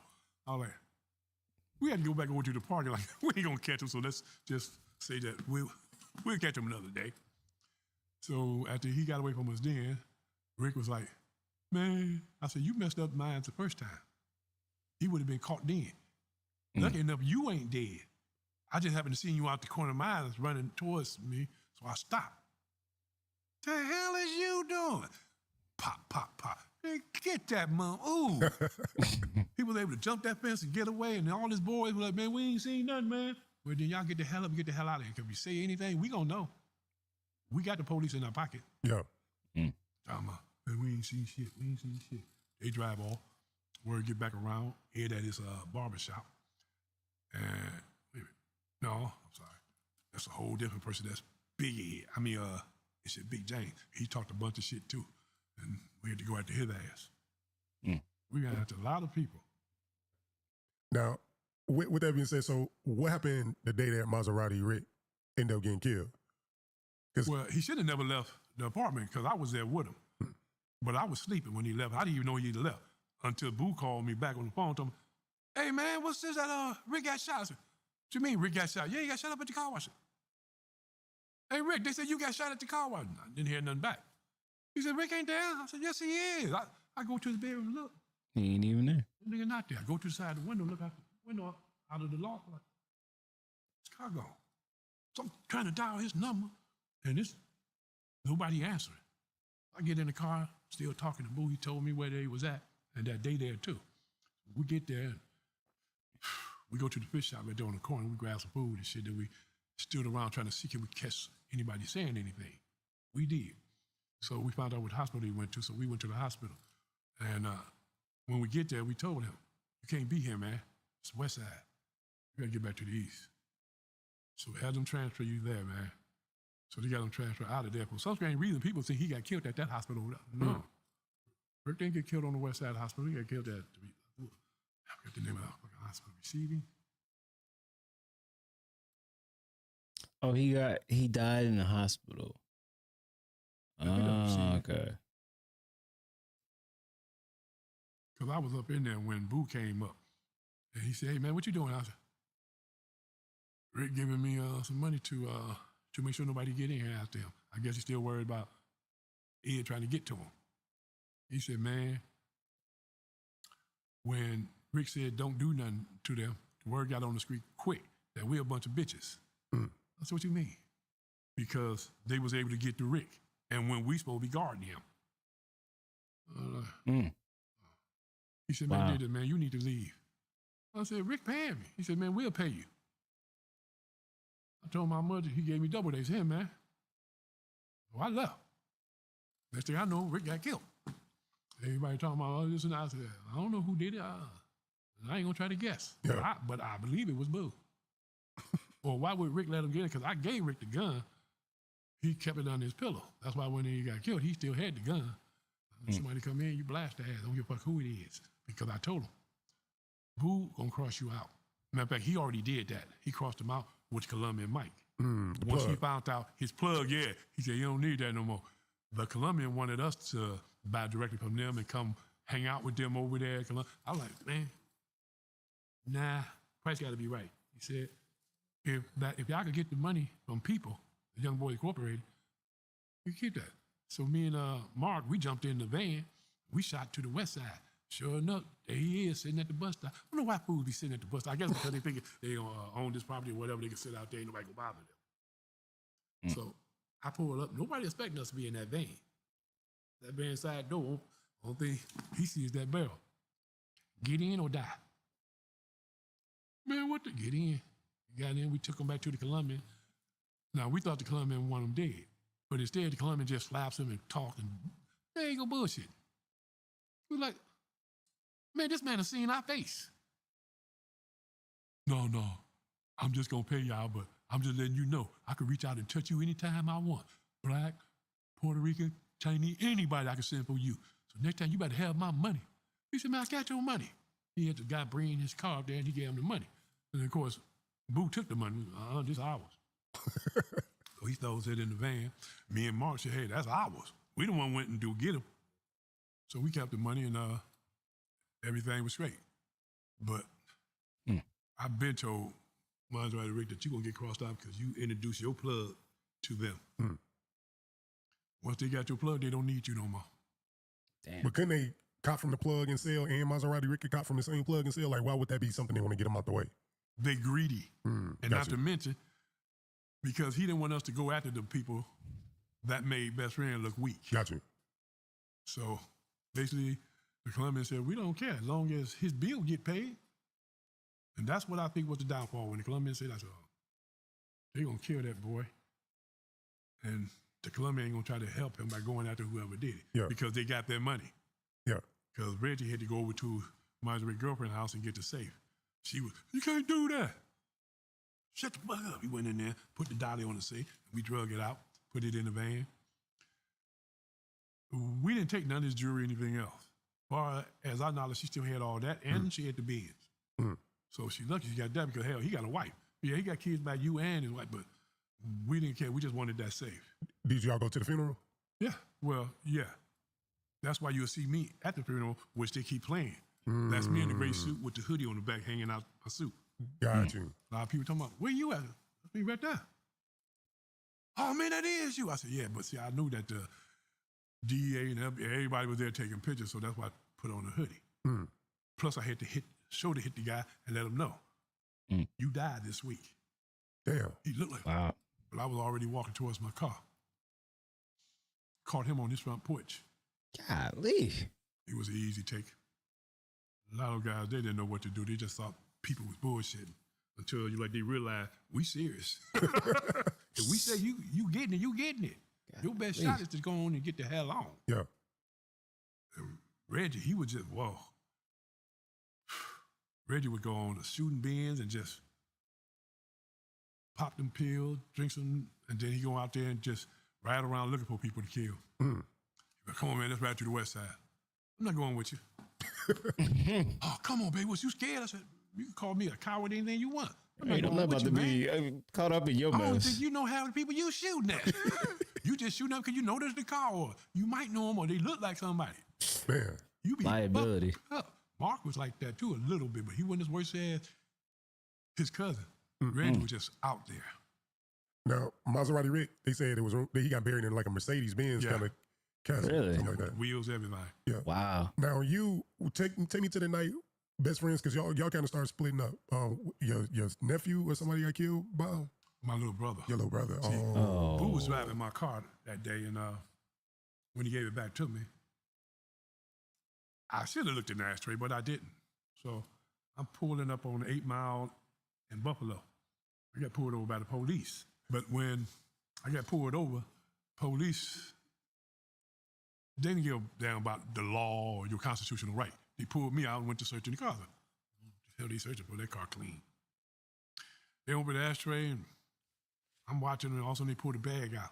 So what the hell is this? I was like, what the hell is it? Did you put that in there? Oh, don't even try that shit. We got it out of your bill. I said, I know nothing about it. They tested. They had to scrape the bag just to get the residue. That's why they didn't give me that much time on it, because it was so low. And I took a cop to it because they offered me even less time. So I took a cop to it, and then when I got in the joint, everybody like, man, what you doing back so soon? I said, I don't want to come back. Dum left a bag in my car, and they scraped it and come up with this. So now I got a year and a half to serve. I'm like, man, they gonna mess around and get you killed or locked up or whatever. I said, yeah. The next thing I heard was my brother was shot, killed. Yeah.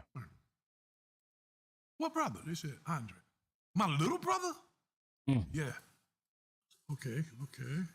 So, Bruiser, 2020 boys, I think y'all might know him too, but anyway, I go to the funeral, and Bruiser tell me what happened. He said, who paid to have that done to Andre? Because Andre got some shit from him, and Andre wasn't giving him money. He told Boo to see me because I was part of, I was like, see, I told Boo before I got locked up, don't give my little brother, don't give nobody that know me anything. Because they're going to try to use me as they ain't got to pay you. So he said that he wasn't going to do it. Evidently, he did. And my brother wasn't going to pay him. He should have reached out to me and let me know, and I would have just went on and paid him and told him, don't give him nothing else, man. But he didn't. I guess he wanted to show that he'll put anybody down. But he hired somebody outside the thing to do it, and they got caught accordingly. So when he did that, I was like, and Bruiser told me what happened. I'm like, no, man, no. He said, yeah. Why you think that he ain't coming nowhere near you? Looked over there. Damn. He didn't come over here. And he know I'm home for my brother's funeral. And I didn't have no guards with me. The prison let me come home on my own. My sister picked me up, brought me to the funeral. And when time to go back, my sister took me back. I knew I was getting out in a couple more months. So I'm talking to my boys in the joint. They were like, man, that's cold. That really is cold. We wish we could go out there with you and butcher his ass. Somebody within the organization you work for. He said, man, did it, man. It's crazy. Why don't you set that nigga up? What? Set him up. Let him get caught up in some shit. Then when he come through here, everybody got to come through Jackson. Yeah. Get that number. He said, man, we can butcher that bitch. I'm like, wait a minute, y'all do that for me? He said, man, you know we love you, Boom. No gayness, but we love you, dude. Every time you came through here, you put us down on more money, more ways to do things. I said, well, yeah, because y'all been cool with me all this time since we known each other, you know? Shit. When I leave all my stuff to y'all. Y'all just keep running it in case I ever come back again. But most time, if I don't, I'm going to still have people bringing the shit up, throwing it out at Peak Farm, and Peak Farm get it in here through the milk containers or through whatever way that y'all decided to set it up. So they said, man, don't forget, man, as soon as you get out, set his ass up. I said, yeah, okay. But y'all make sure y'all butcher him good. He said, man, the boy got a contract on him. We gonna collect that too. I'm like, Man, golly. He said, yeah, man, we gonna collect Gonna that. wish he never did. That dude gonna wish he never did anything. But when I got out, Mark got killed. So I went to the funeral, went to the house for after our thing. Boo showed up. I figured I could do Boo right here, you know. But that motherfucker didn't leave his 3 friends' side. I'm like, man, I'd have to kill all 4 of them.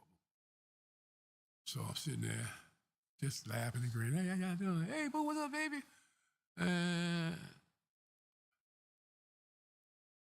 Little Reg came. I think it was Little Reg or Luck. No, it was Chuck. Chuck came to me, Charlie Wilt, that sport name, real name. He came to me and said, hey, man, We want to know, do you want to do a hit? I said, the price is right. He said, yeah, but he want all of us to do it together. He don't want the guys to escape because this is for his brother Reggie. We're going to get him back out. If we kill the witness, they ain't got nobody to be a witness because we kill him. That's why we told the lawyer, don't ask him any questions. Because if he died between now and time for Reggie to come to court, they can't use what the prosecutor had already requested the man. They had to toss all that shit out. Yeah. I was like, ain't no problem. So evidently they gave Reg my phone number. Reg called me at the house, and I was like, hey, what's up, baby boy? You still not on Blue Hole card, is you? He said, no, they sent me to Huron Valley. I said, man, don't ever lock up. You're going to be known as a bitch because you went to Blue Hole card. Man, don't ever try to kill me. I said, you have to fight back, Holmes. You don't run, be a coward. That's why when I seen you over there that day, you went to wave and holler. No, man, don't do that. Red. Bring your ass out. Man, they going to bring your ass out. I got your back, and so do all my men. You see, anybody with these coats turned inside out, these are my people. See the hat down with the crap? These are my people. They're going to make sure nobody kill you. I never found out what happened after that because I got transferred to the reformatory. Okay. Because white boy Rick went through that. So I figured, okay, I could catch him at the reformatory, kill him. But by the time I got in there, Rick must have knew I was there because they locked the place down. Helicopter came in, flew his ass out. Oh, shit. I was like, man, what the hell is the helicopter doing here? They talking about they taking out the white boy. But he stayed. He ain't federal. Feds came in and got him, so he must have called them and said, blah, blah, that he going to give up the police and all, which he did. Heart in the ass. I seen that on the news when they had him handcuffed. He trying to duck down, and they trying to hold him up so the newspaper would get a good picture of him. I said, they still mess with this boy. They should have knew that boy was doing something. He was doing something when I was out there because he came to us and tried to buy a half a bird. And which guy said, hey, man, white boy at the door, man. He trying to buy half a bird. So the white boy said, yeah. He worked for the Curry brothers. Fuck you coming to us for? So I sat there and thought, I said, hey, man, I think he's telling. He said, hell yeah, he got to be, man. Why did he come to us instead of going to the Curry brothers? If they find out he came to us, they should know he's telling. Yeah. Don't know if they ever found out or not, didn't care. But at that point in time, we were chasing everybody. Yeah. Everybody. Because there was a hit put out on White Boy Ray, right? Yeah. Was that coming from Eternal from the police or? That came from, well, Gil was the one that was bringing me the 125,000. That's why he said they're going to bring them out through this way. Yeah. That's why they let me get on top of the building. Oh, man. And I said, okay, I can take him out as soon as he popped his head out. They never came out through that way. They went under the tunnel. Oh, yes, got you. And when he said the cop up there to tell me, I was like, what the hell going on? He said, man, they took him under the tunnel. Why y'all didn't take him out across it? They took him out under the tunnel, something going on, somebody doing some talking somewhere. I'm like, man, I hooked my weapon, put it back in my case, and left the building. I go downstairs, throw it in the car. I go back outside the courthouse, and I'm looking. Okay, they postponed this shit until the next day, but they're going to take him underneath. Okay, so we're going to do this then. Hey, bring everybody down here. We're going to protest. Free Rick, free Rick. That's why they thought we worked it for Rick. The judge was like, nah, he couldn't be in charge of all those black guys. And then when they brought Rick in, we all stood up. When he sat down, we sat down. And the judge was watching all the, what the hell? You know, playing games. do you know those guys? I don't know them. Oh, it's like, okay, yeah, we don't know him, Your Honor. They put us out. We go out. Now, we got Benz, Maserati. We got all every type of expensive cars out there. We got bolos of jewelry on. We got the mink coats and shit, the Sterling. We dressed up. And we already had the signs. We had some girls make up some signs, and we took it in and said, free Rick, free Rick. You know, free Rick, we're going to tear down Detroit. And the police came out, hey, the judge is not buying that shit. They don't give a fuck. They ain't going to let him go. If they let him go, he won't live long. So the judge put it out that he ain't scared of nobody, and he gonna do his job. Life without parole. I'm like, oh, God damn. Wow. We got to go in there and get him. I said, ain't no problem. So, of course, Gil said, well, what's up? Because Young never said anything to me, period, anyway. But somebody got back and said, somebody don't want him Alive. to getting out. Oh, getting out. Okay. Y'all should be able to take something out of there. We could get y'all into the prison system. And then once y'all do the job, we get you back out on the field and dismiss the case. Golly. Damn. So Wow. we goes in. Reggie was already at They really would. the They Huron Valley. them people really wanted Rick him. got there. He They seen really Reg, wanted and white he boy went and Rick. told the guard, lock me up. He gonna kill me. So they locked him up, transferred him to Michigan Reformatory. I was there. Well, I didn't get there until 2 days after he got there, or 3. But he had paid everybody in that block too. I forget what block. It was J block, and we was in I block. But anyway, I goes over there. Everybody know me. So I goes over there and bamming on the door. Why this door locked? They got a barricade on the inside. They bothered me. Hey man, somebody open this damn door. We can't, man. Rick paying us to keep y'all out. Damn. He must be spraying some good money around. Man, we got money on our account. We can't open this door. We know you nice, man, but we can't open this door. I'm like, lockdown. Like, what the hell? So we go lockdown. We hear a helicopter. They drop in the yard. Then They we see get him somebody out of come there. out with a blanket thrown over him. Everybody Yeah, went to they holler. got him out. That's that white boy. They flying him out. They got him out. Yeah, they getting him out of there. He leave. I called back and told them what happened. They got me back to court, dismissed the case. I get out. I said, okay, got to do this a different way. Because now the feds got him. Yeah. And somebody had a girl that worked in the DA office, and she told us where he was at. She was also telling us where they parked their cars. Golly, man. Because They the other really, guy they for wanted me to real hit a wanted DEA him. agent. They wanted to take him was out. A Sicilian. He wanted me to hit a DA agent. That's one of the cases too. I had to testify, I guess. But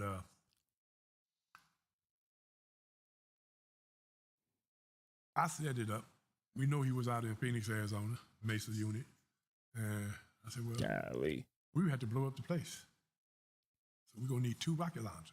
Oh, my Goddamn. goodness. Golly. And we figured that we'd get all the witnesses, so we might be able to collect even more money by us tearing up that building. But this shit, I got caught up in this shit, so when they got me, I told them about it. They said, well, we're going to give you immunity if you tell us everything.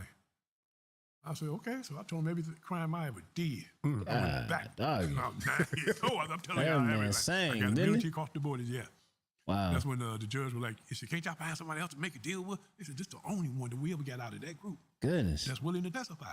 Wow. I said, yeah, I'll testify. So they caught him and he In my he's head, told they was everything. booing there.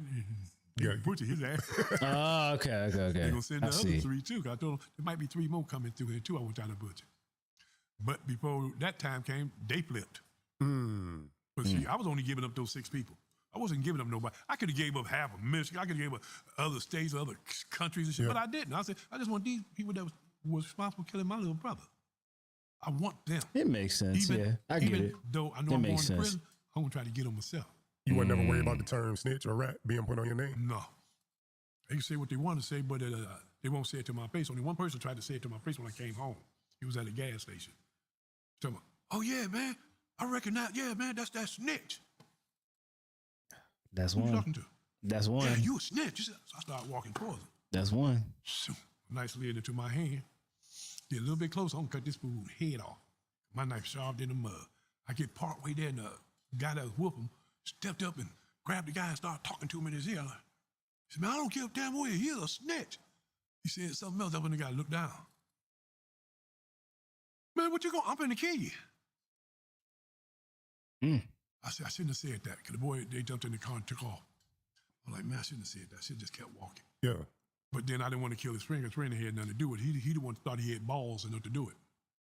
So that left me, my sons, and then we all jumped back into the van. I love vans. Jumped back into the van and went back to the house. They were like, was you going to really kill him? I said, hell yeah. Is that There wouldn't even a have been no question? witness. Not But true. I'm talking about, yeah, man, because I hit my shit, man. I was going to kill anybody. I said, you'd have did that for me. Yeah, uncle, you know, I said, okay. I appreciate that. At least I know who got my back. Yeah. So we went back to the house. Next morning, I go down there to the smoke shop. Once again, they don't know who I was, but I'm in the smoke shop buying cigarettes. And the guy just came up to the counter and just nudged me away. Now I know I got the gray hair and the beard and shit.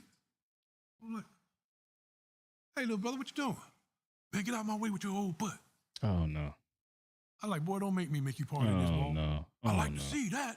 Oh no. Your wish is my command. So I reached out and grabbed him in his shirt, pulled him towards me, threw my hand down. The man that owned the shop ran around. Come on, Boone, please, man, don't do it, man, please don't. And the man started telling him, he said, man, why you messing with this man? You know who you messing with? I don't give a damn. He said, you better look down at that man's hand. Man, what you been? He said, look up there on the wall. Yeah, I know.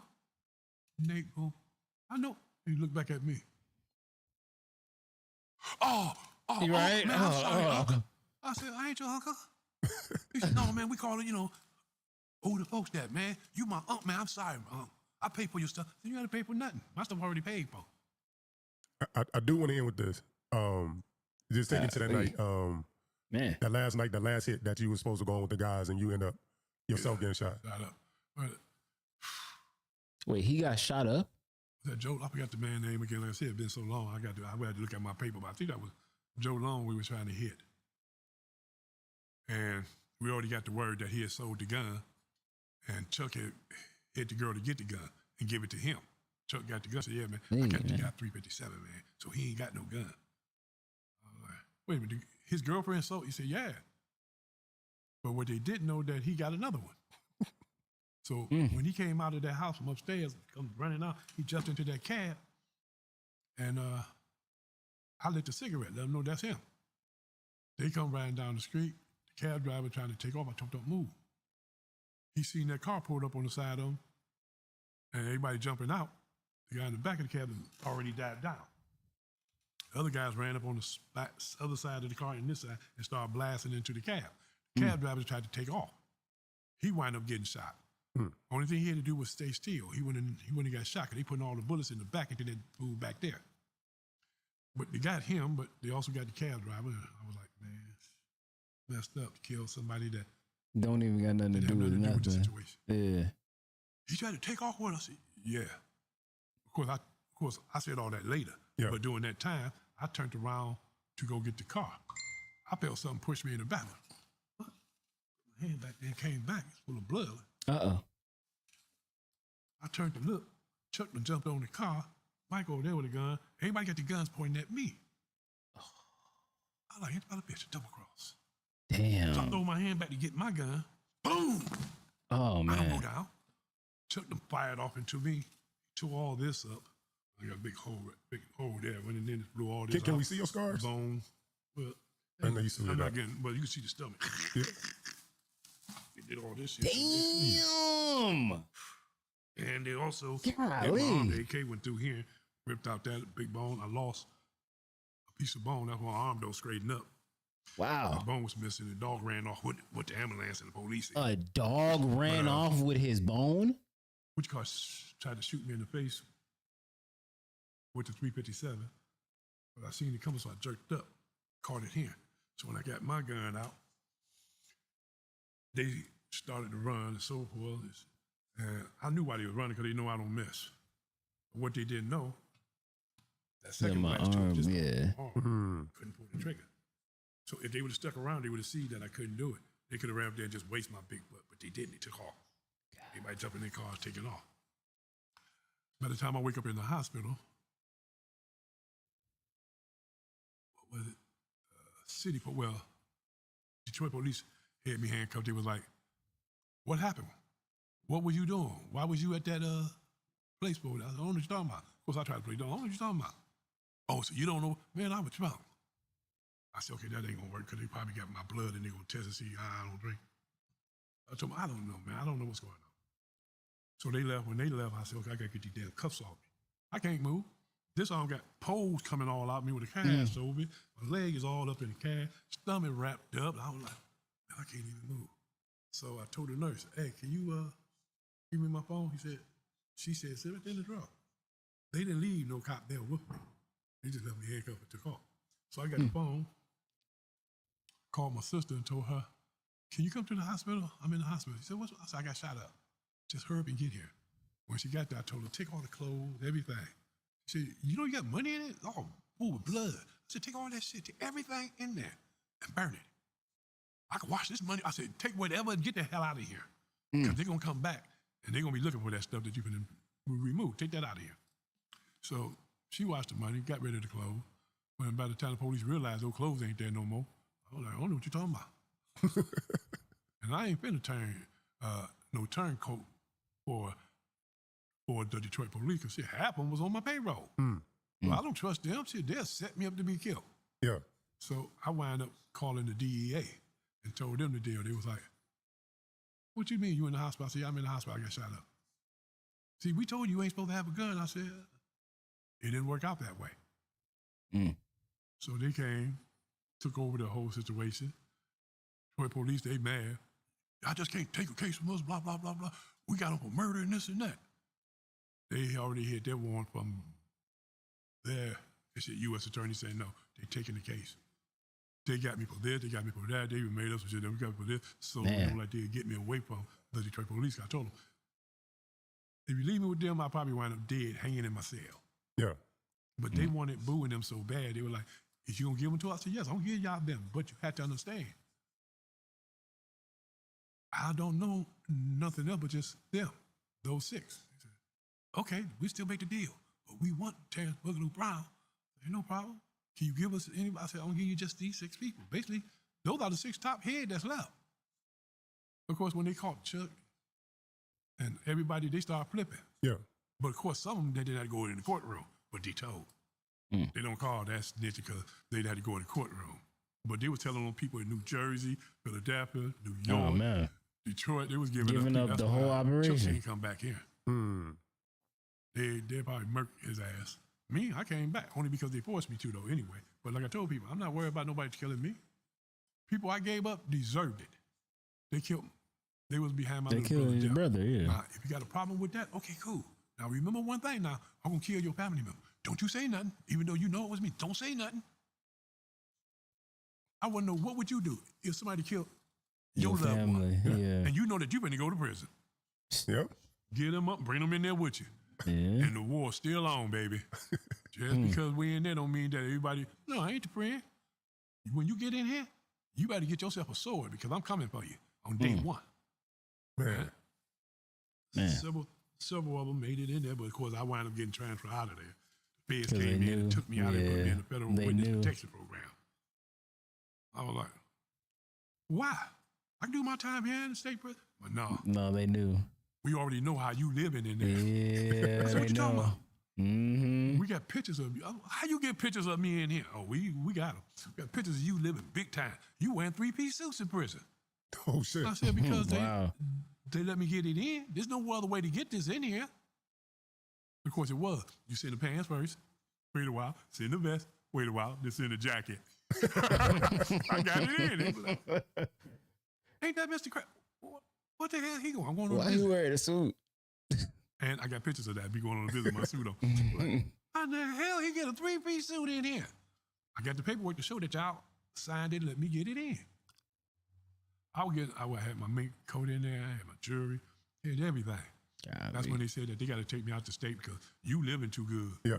You got money, you got these guards in your pocket. I said, then to have these guards in here is tooting coke. That is not tooting coke. They so much in debt that they can't get out of debt. So I paid the debt. Here, man. Go $5,000. Where you get that money? Shh. I ain't seen nothing. I walk away. That money missing, so I know they took it. So they used it. They didn't go up there and tell the warden nobody. And plus, he was crooked too. Yeah. But they didn't go tell nobody. They kept that money, paid their bills. Later on, more guards started coming to me talking about they want to know if they could get a couple thousand from me. Okay, but I need this done for me. I need you to go to Detroit and pick up this car and take it up to, it said, I own you. Somebody going to meet you at this restaurant. You give them the keys and they going to give you keys to a different car. He was really having his way in jail and on the outside. Your vehicle or how in the hell you got there. That man was really having his way on the outside and inside prison, bro. Golly, man. Let me see here. We're gonna move on from that. What I got up here. It's almost pointless to even go and do anything else because I've been sitting there for 2 hours, but hey, that's the whole point of me doing this. So we're gonna keep on going.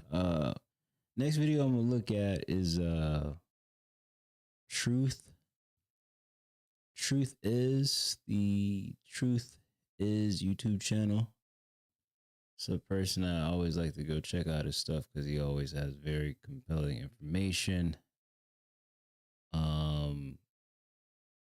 Matter of fact, before I do that, I'm gonna just go through a couple of things that I have here.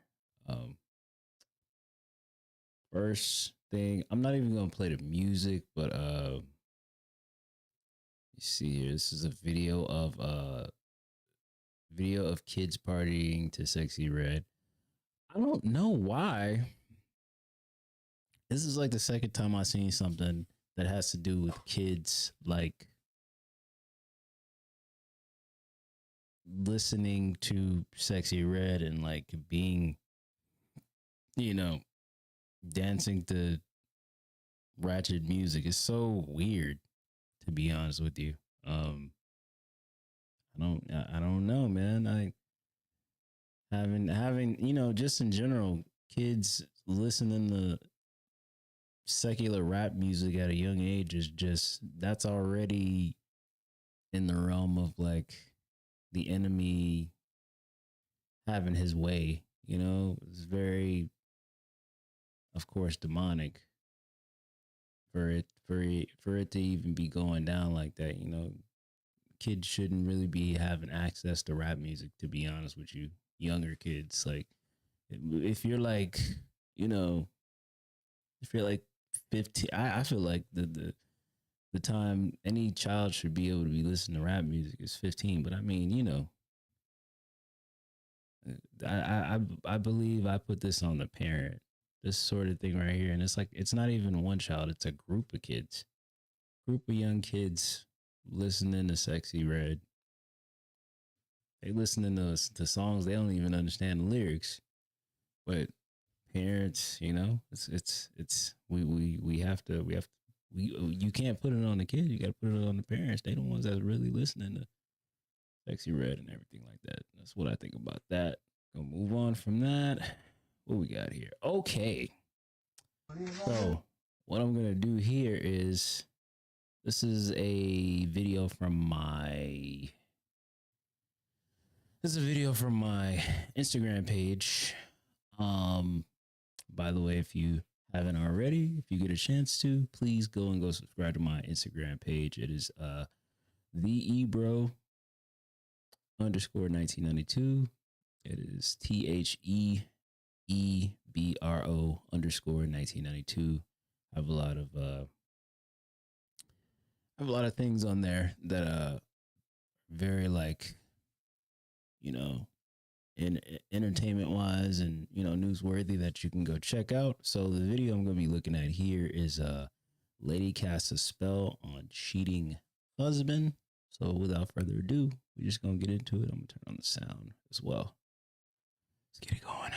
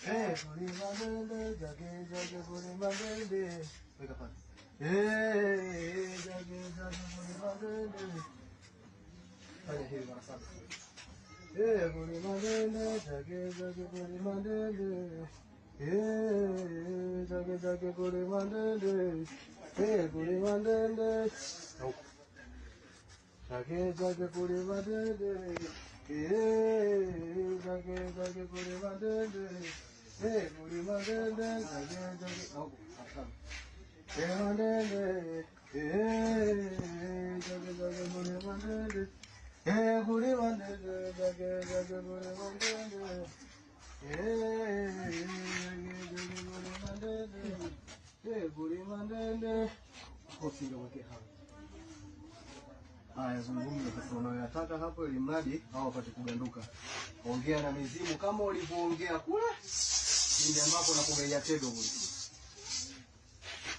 Kuanzia leo nawaachia waachane na waganduane.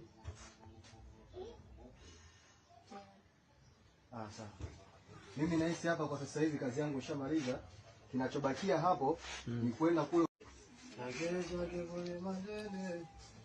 So from what I'm seeing here, it's like, I guess he's in the act currently, and she went and called the native doctor to come and fulfill whatever ritual she's doing right then and there.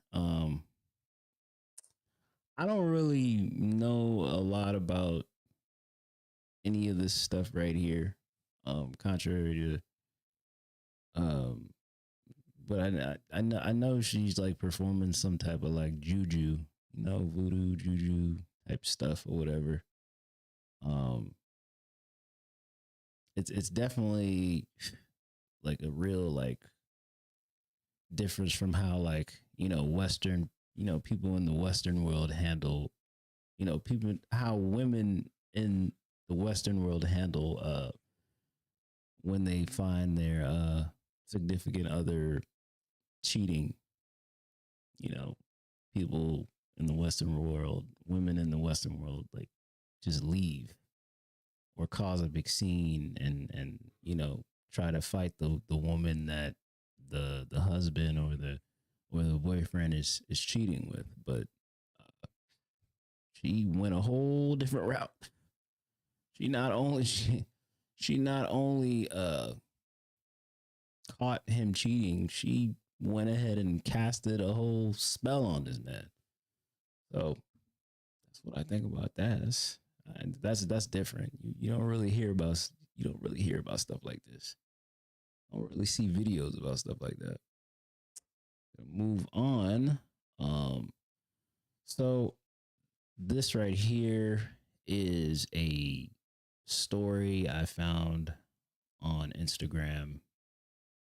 One of those Reddit stories that I found on Instagram. So I just decided I wanted to take a look at it. A single father since then. She claims she's not ready to have a child and refused to even. Try this again. Hold on. In-law abandons my child, shows up after 25 years and expects to be accepted as a grandmother. When my son was 3 days old, his mother decided she didn't want a child anymore, so I've raised him as a single father since then. She claims she's not ready to have a child and refused to even feed him or hold him.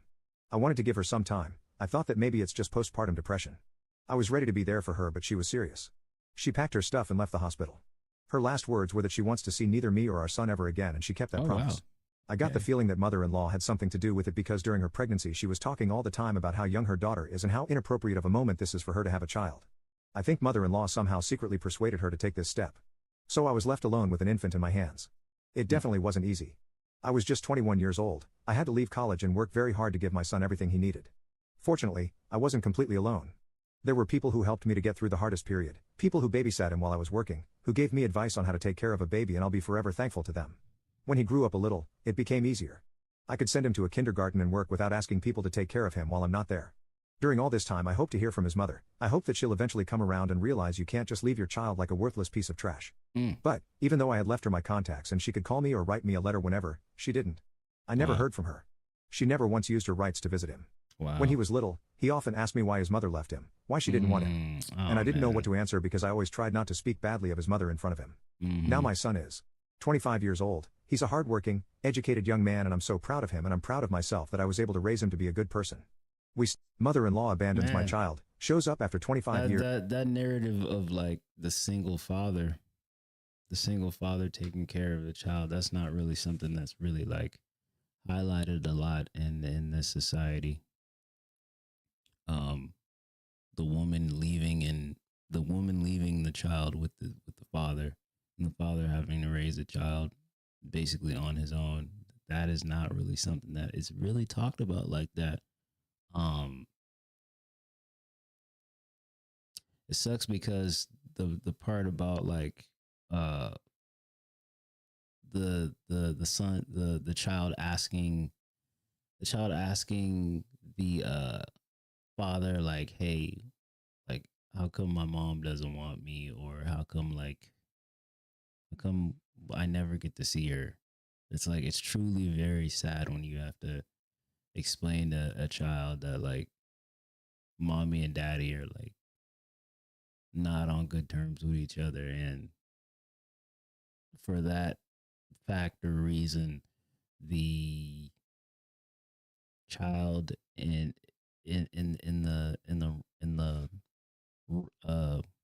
the main plot of the story is the one that suffers the most because he doesn't get to see one parental unit. You only get one parental unit. You don't get both sides of the parental unit. You know what I'm saying? So that's unfortunately the sad thing about this. I'm gonna move on. Move on, man. We're gonna move on. Keep on going. Okay, so this one right here, this clip right here is Taraji P. Henson talks about opening herself to spirits. So we're just gonna take a look at it. I thought this was very interesting, so go ahead and take a look at it. Characters, because it's very spiritual what we do as actors. You're on the set, you have your chakras all open, you're allowing this character to use your body as a vessel. And so you have to learn how to flip the switch on and flip it off. Otherwise, it could drive you mad. Because it's spiritual what we do. You understand? Yeah. We allow these characters in these stories to use our bodies as a vessel. That is a real, like if you think about it, that's you allowing this other energy. Project. Energy, I let the character spiritual. speak to me. What we do as actors Chakra. is very spiritual. You're on set, and that's It's a why lot of code words here. I don't pick a lot of roles because it's spiritual, and I'm all There she alive is saying and open, spiritual and my again. chakras are open, and Chakra I'm letting again. this She's using character that use again. my body as a vessel to tell its truth. And so when I'm open like that, a lot of energies can't be around me. I'm sorry, because energy is strong, chakras, y'all. spiritual. And you gotta be particular about who you keep around you. Like seriously, if they down and they cloudy nothing but the dough. and they downtrodden and if they got a cloud around you hanging around, you think you're not gonna get wet? You gotta be very careful. So I'm very particular about the projects that I take on because that's spirit. Playing these characters, because it's very spiritual what we do as actors. You're You know, a lot of the code words she's using is it just makes it very, very obvious, man. Like that there's something else at play there. That's pretty obvious in this in the grand scheme of things. It's very obvious what's going on there. Yeah, man. It's just a lot of the uses of energies and chakras, and it's just a whole bunch of evil things, you know. Evil is like a bevy of evil wordplay, you know what I'm saying? It reminds me of when what's his name? Damson Idris, you know, the guy that plays Franklin on Snowfall, when he was like summoning a demon in order for him to like get the character of Franklin correctly down pat for the final season of Snowfall.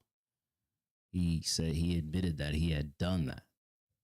And then after all of that, he had to repent and be prayed for and just do a lot of prayer and things of that nature. It's like, why even go that far? Why even go that far to fulfill a character, bro? Like, you're acting. Like, you don't want something like, and I use that to speak to this too. It's like, why do you want to carry that with you? Why do you want to carry that in your soul, bro? Like you're acting. You're portraying something.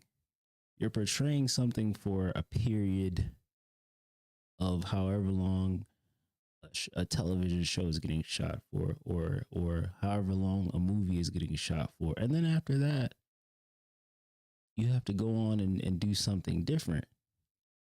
Like, you don't want no dark clouds or dark, and any type of darkness like that is just, it kind of like puts into perspective for me that I don't need to go see anything that has to do with however you put yourself in that feeling, in that moment, to get yourself to act out something like that. If it's the way she's describing it, I don't want to go see Color Purple then. I'm just gonna keep it real with you. What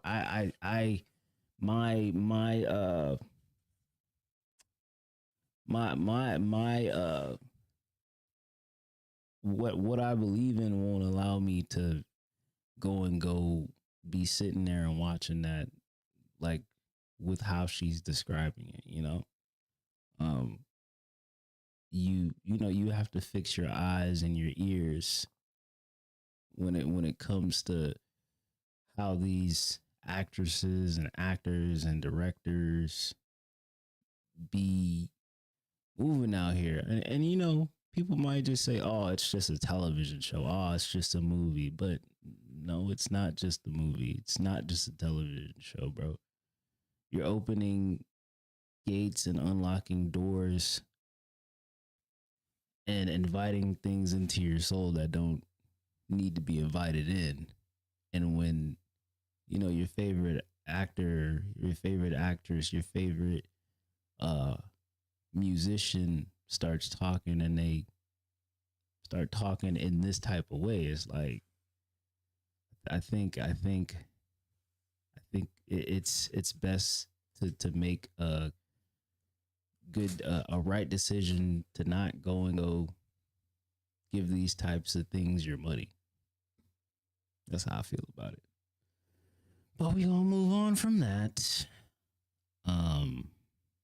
See here. I want to look at that. What is this? Oh, okay. I'm gonna look at this first. Hold on. Let me see here. I'm gonna look at this one first before I look at that one. Okay, so come back to this. All right, so the Dream Center Church of Atlanta receives backlash for swag surfing during New Year's Eve service. So I'm gonna just read this. Shout out to the people over at Spiritual Word. Even though sometimes there's like a whole propaganda with that page, and, you know, pitting men and women of color against each other, but that's neither here nor there.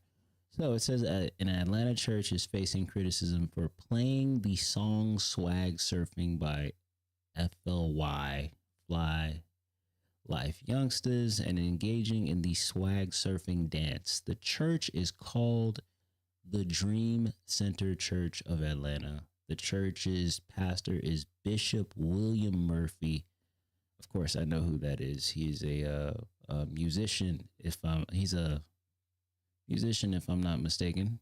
Yes, a talented gospel singer. Yep. And writer. A Twitter user named Smooth Melanin shared a video from TikTok asking for people's thoughts on it.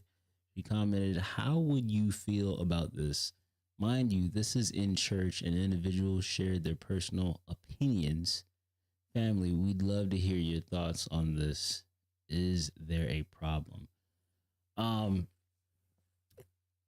So as far as I could tell you, as far as within the Christian community, I'm pretty sure this is definitely a problem. A secular rap song is being played in a church.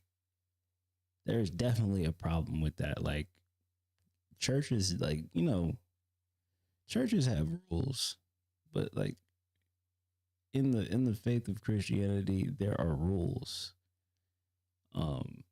And things like, you know, rap music being played in church is definitely a no-no. Definitely a no-no. it's even more of a head scratcher because it's even more of a head scratcher because it's a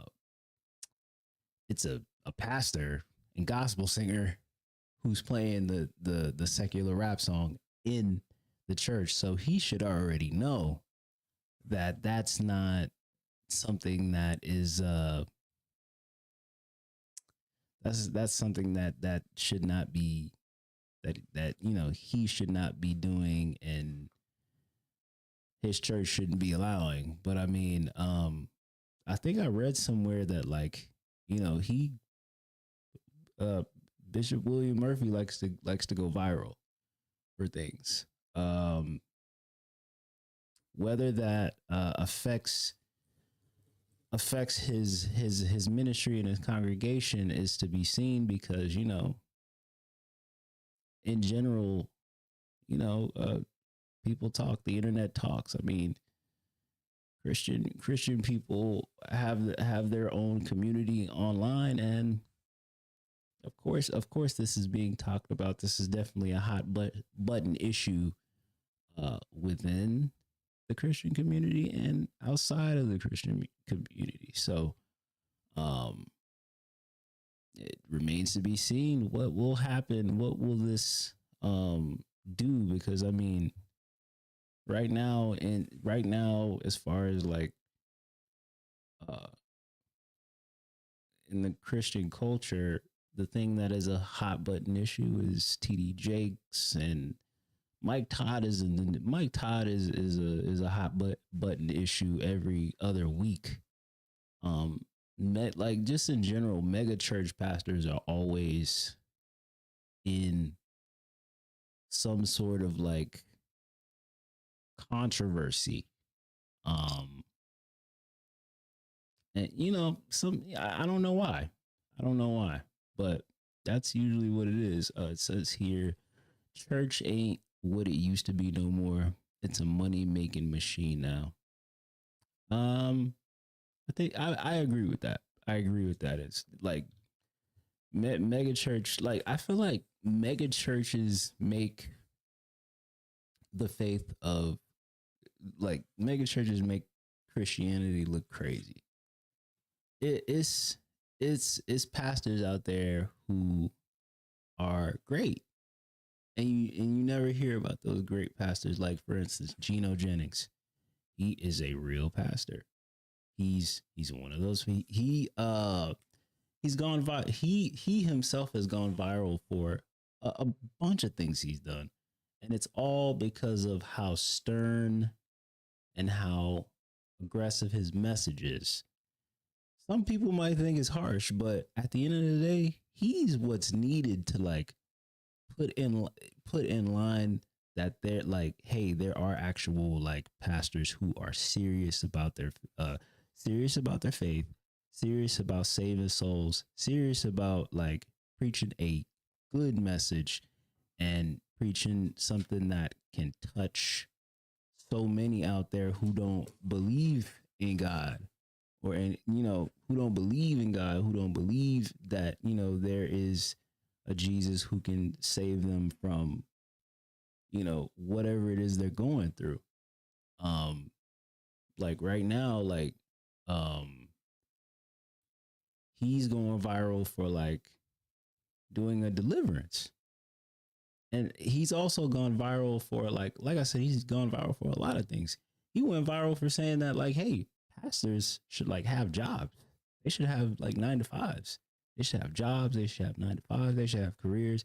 The church shouldn't be how a pastor makes his money.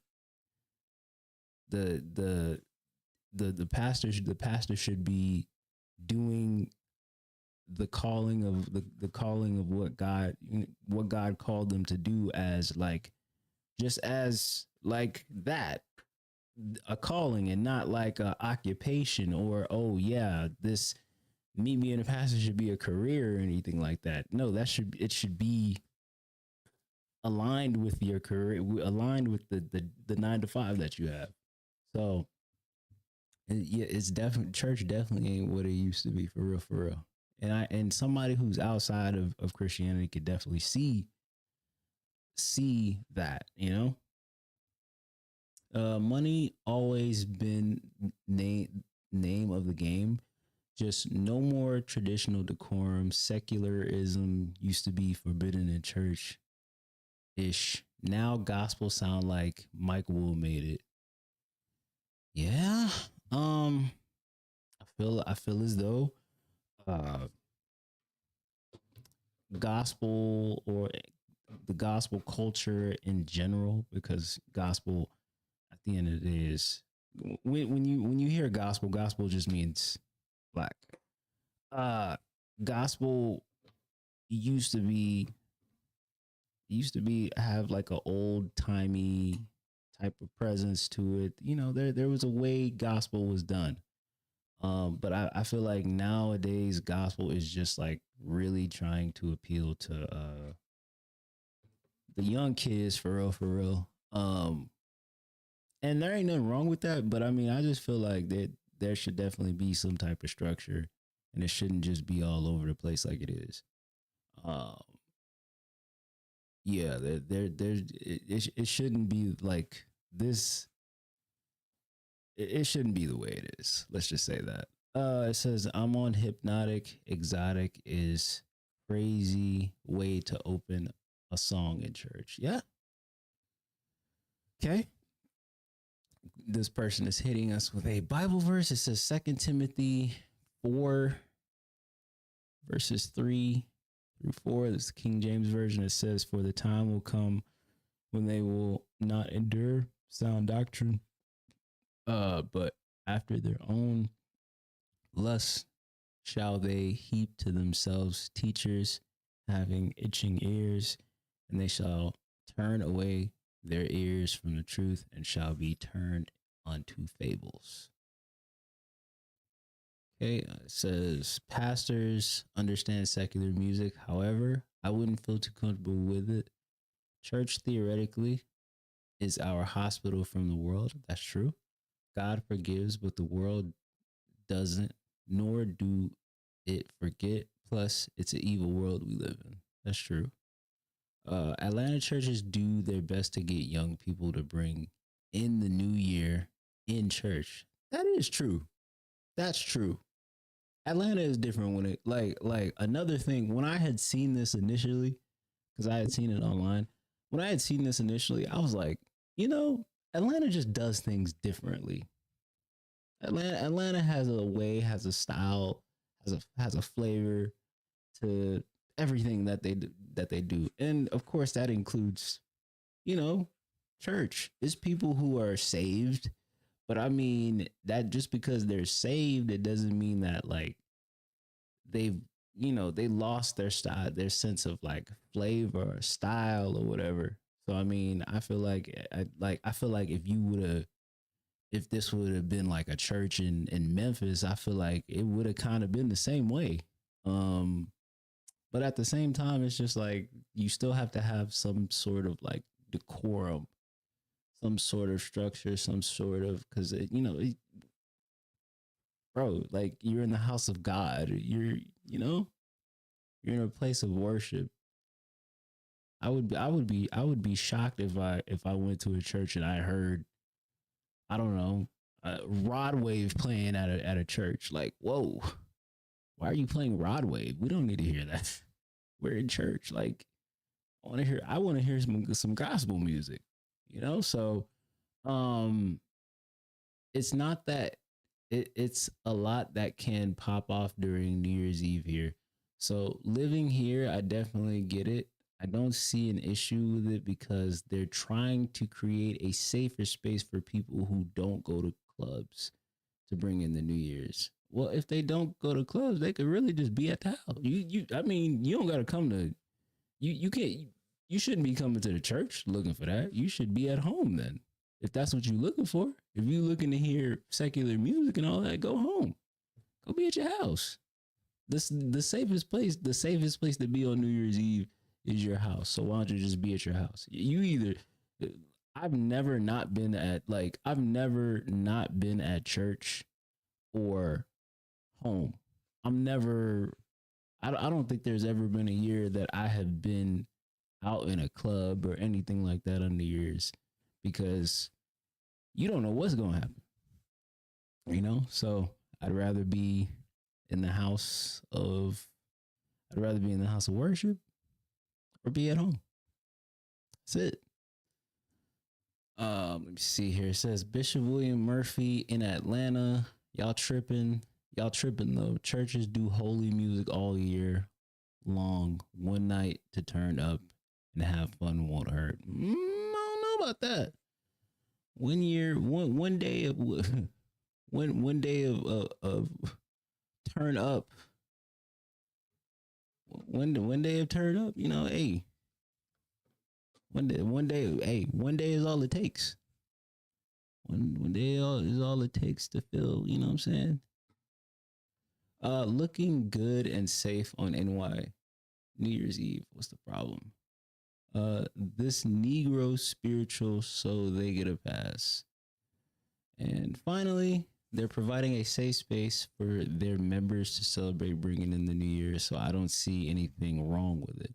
It's not sacrilegious because they aren't making a mockery of anything sacred. They probably interjected some of the good word throughout the night. I mean, that's cool and everything. Like I said, it's good that people are in church, you know, people are at church in a place of worship for New Year's, because things get crazy on New Year's Eve. You know what I'm saying? Things get crazy. Anything could happen, you know. A lot of bad things be happening on New Year's Eve.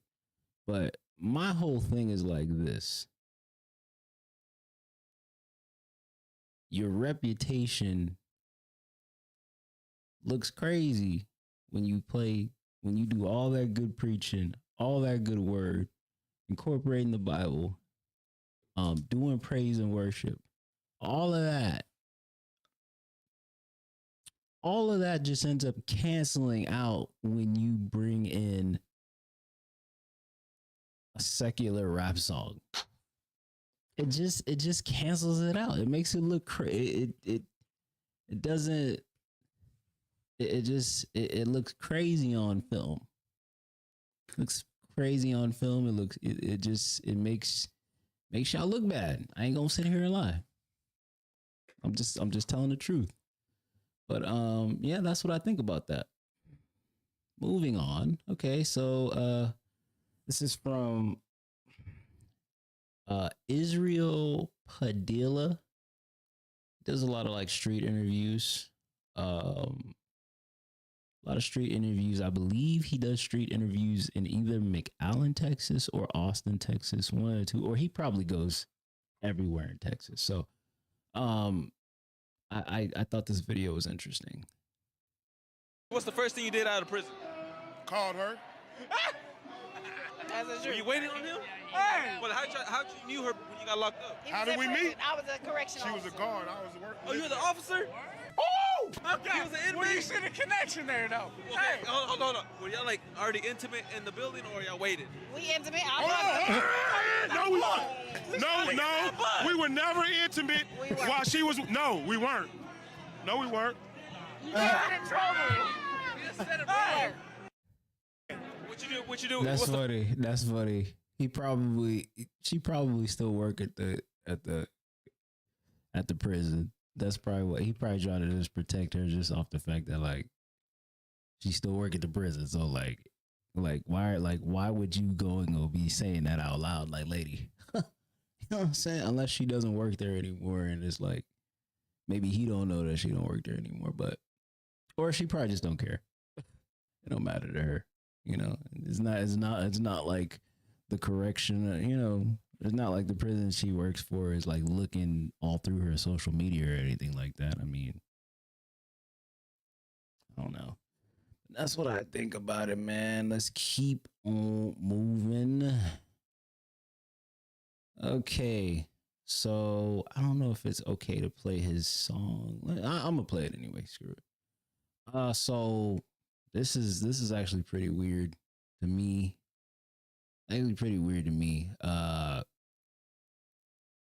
Christian rap in strip clubs. I'm gonna go ahead and play the audio. Hopefully, I don't get like flagged or anything. But I got some new on my stage.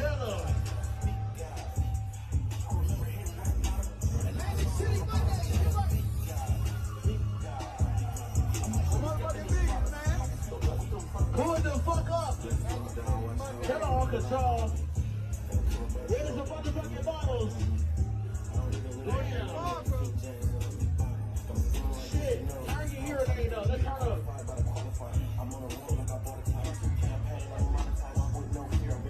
Damn. Yellow boom. Shit. that's okay. I'm gonna stop right there because I don't want to get flagged or anything like that. But it's got to be the weird. It's got to be the weirdest thing. Got to be the weirdest thing for So the artist that was playing just now, that's Emmanuel the Prophet. He's I think he's from like, I believe he's from Michigan. Really talented rapper. Doing it all for God, doing it all for Jesus. I actually love listening to his music. But just it's so random. It's so random. Maybe the DJ likes Emmanuel the Prophet, the song by him, and just thought, hey, why don't I play it? It's very weird time to be playing. Very, very weird time to be playing a song like that. You know, it's just so random. I don't know what made that man. I don't know what made that DJ play his song, but I don't know. It's I don't even know how to how do you explain that? How do you explain that? You're playing a Christian rapper's music in a how do you say, like a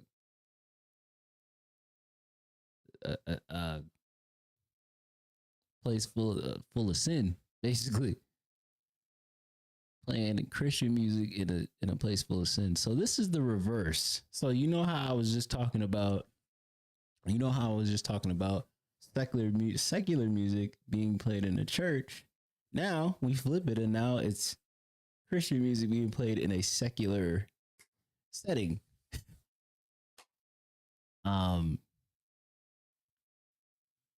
Either way you slice it, it's just, I don't know. I don't know what's going on, but this has got to be the most random thing. But to God be the glory. Shout out to Emmanuel the Prophet, bro. Shout out to him, man. If you want to go check out his music, I believe he's on YouTube. Has a lot of good music. Some would say he sounds like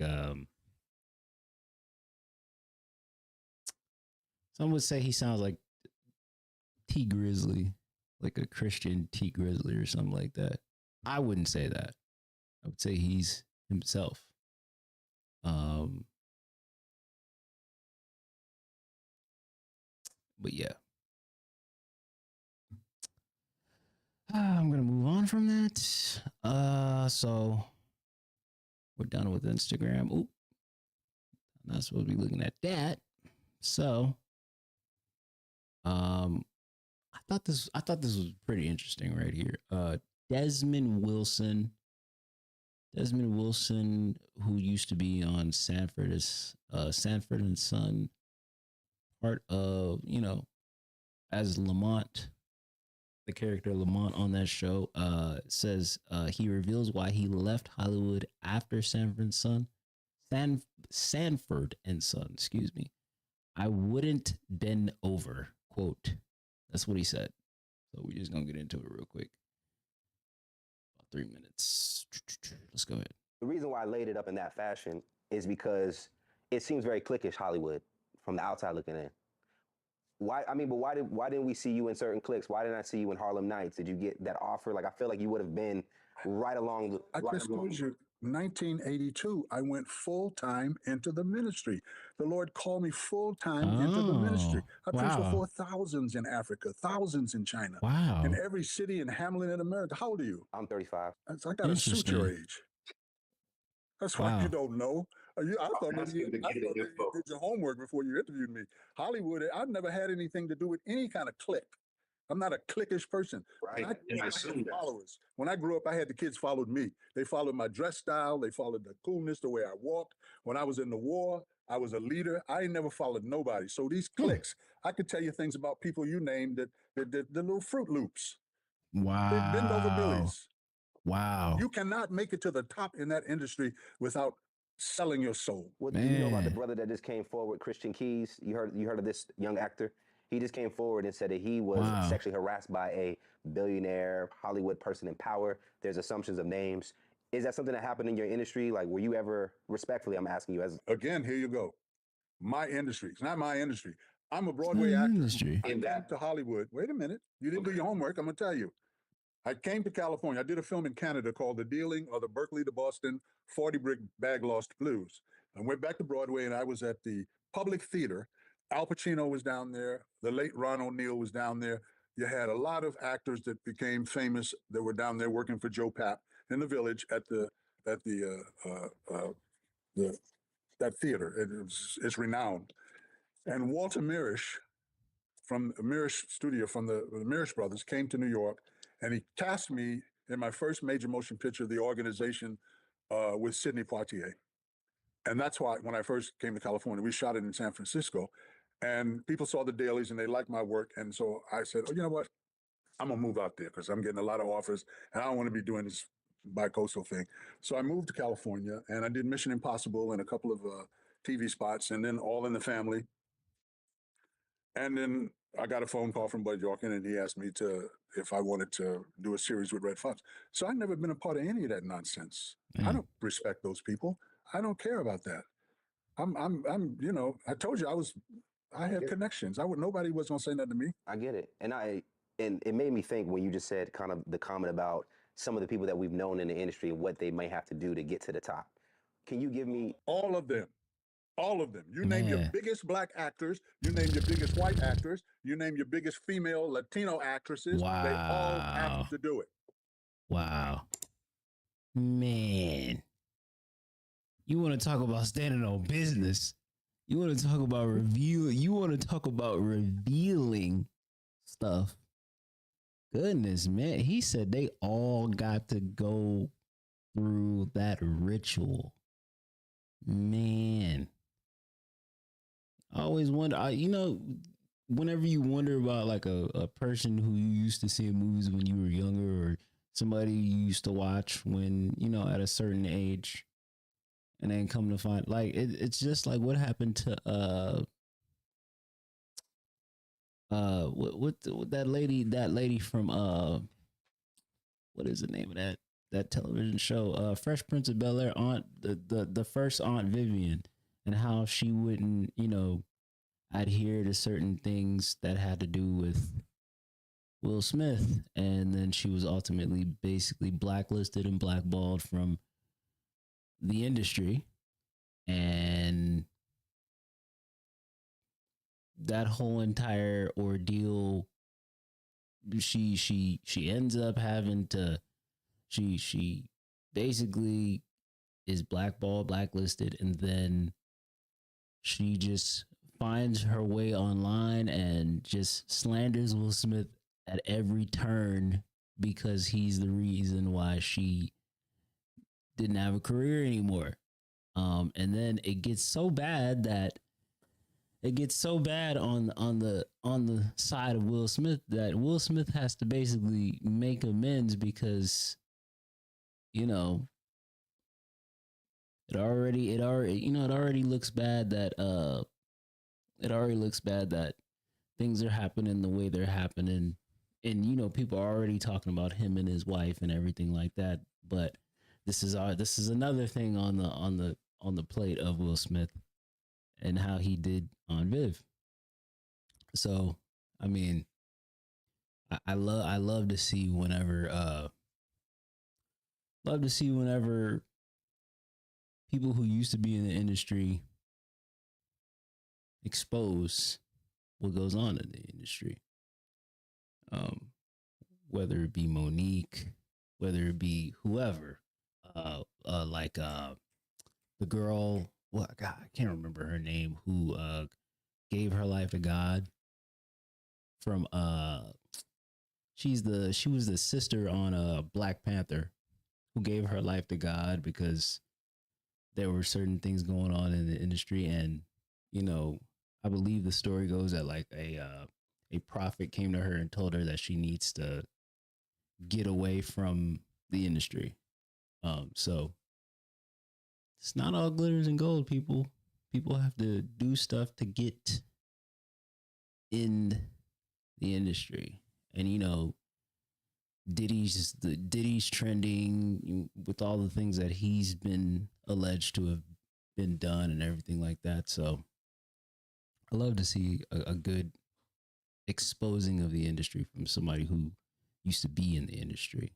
And just the fact of seeing those people who were in the industry reformed from the industry and just completely just giving their account of what the industry was like at moments and times when they were there. So moving on. Oh, hey, this is Andrew Tate. I don't know why I have that up there. Let me see. I just got through with this. See here. I'm gonna end it with this. Let me see. We're gonna end it with I believe this gentleman's name is Fctz. I always like to look at his videos because it does a lot of exposing from a standpoint, and he does a lot of breaking down of the entertainment industry just so people can know like what's going on and know what rituals are being performed. Let's go ahead. This episode of 2023. This year has been an interesting one. We discovered a lot of hidden truths from the industry and learned so much. For the last episode of 2023, we will be looking at some celebrities who risked it all to expose Hollywood. I also want to let my patrons know a new video is coming soon. I am waiting on the Jeffrey list to be made public in January. I will be covering the list the moment it becomes public on Patreon and doing a deep dive on all the names revealed. If you're a Patreon member, you can expect that video soon. Thank you all. Now let's get right into it. We have all heard the stories of the evil that's going on in Hollywood. While the industry does their best at keeping their dark secrets from being exposed, sometimes we get a glimpse of what's really going on behind the scenes. Recently this year, we also saw a glimpse at the real dealings of Hollywood after Diddy was finally exposed for his evil doings as an industry gatekeeper. So many different people have come out and blasted Diddy for what he has been doing with his immense power. What he was exposed for paints a clear picture of just what's really going on in Hollywood. While it's full of stars and bright lights, it's all a disguise to hide the evil going on in the background. So many people are obsessed with the celebrities in Hollywood, they look at them like gods, but if they knew what goes on in the industry, they wouldn't look at them the same. In today's episode, we will be looking at a few stars that broke some regret after joining Hollywood and risked it all to expose the truth. While some of these celebrities are still a part of Hollywood today, these moments still reveal to us the truth about the corrupt industry. I know we have all heard about celebrities selling their souls in Hollywood in order to make it. Some people think that it's utter nonsense, while others have no idea what that even means. The truth is that selling your soul happens all the time, and most of the time, people don't even realize they did it. While most people think selling your soul is making a deal with the literal devil at the crossroads, that's not always the case.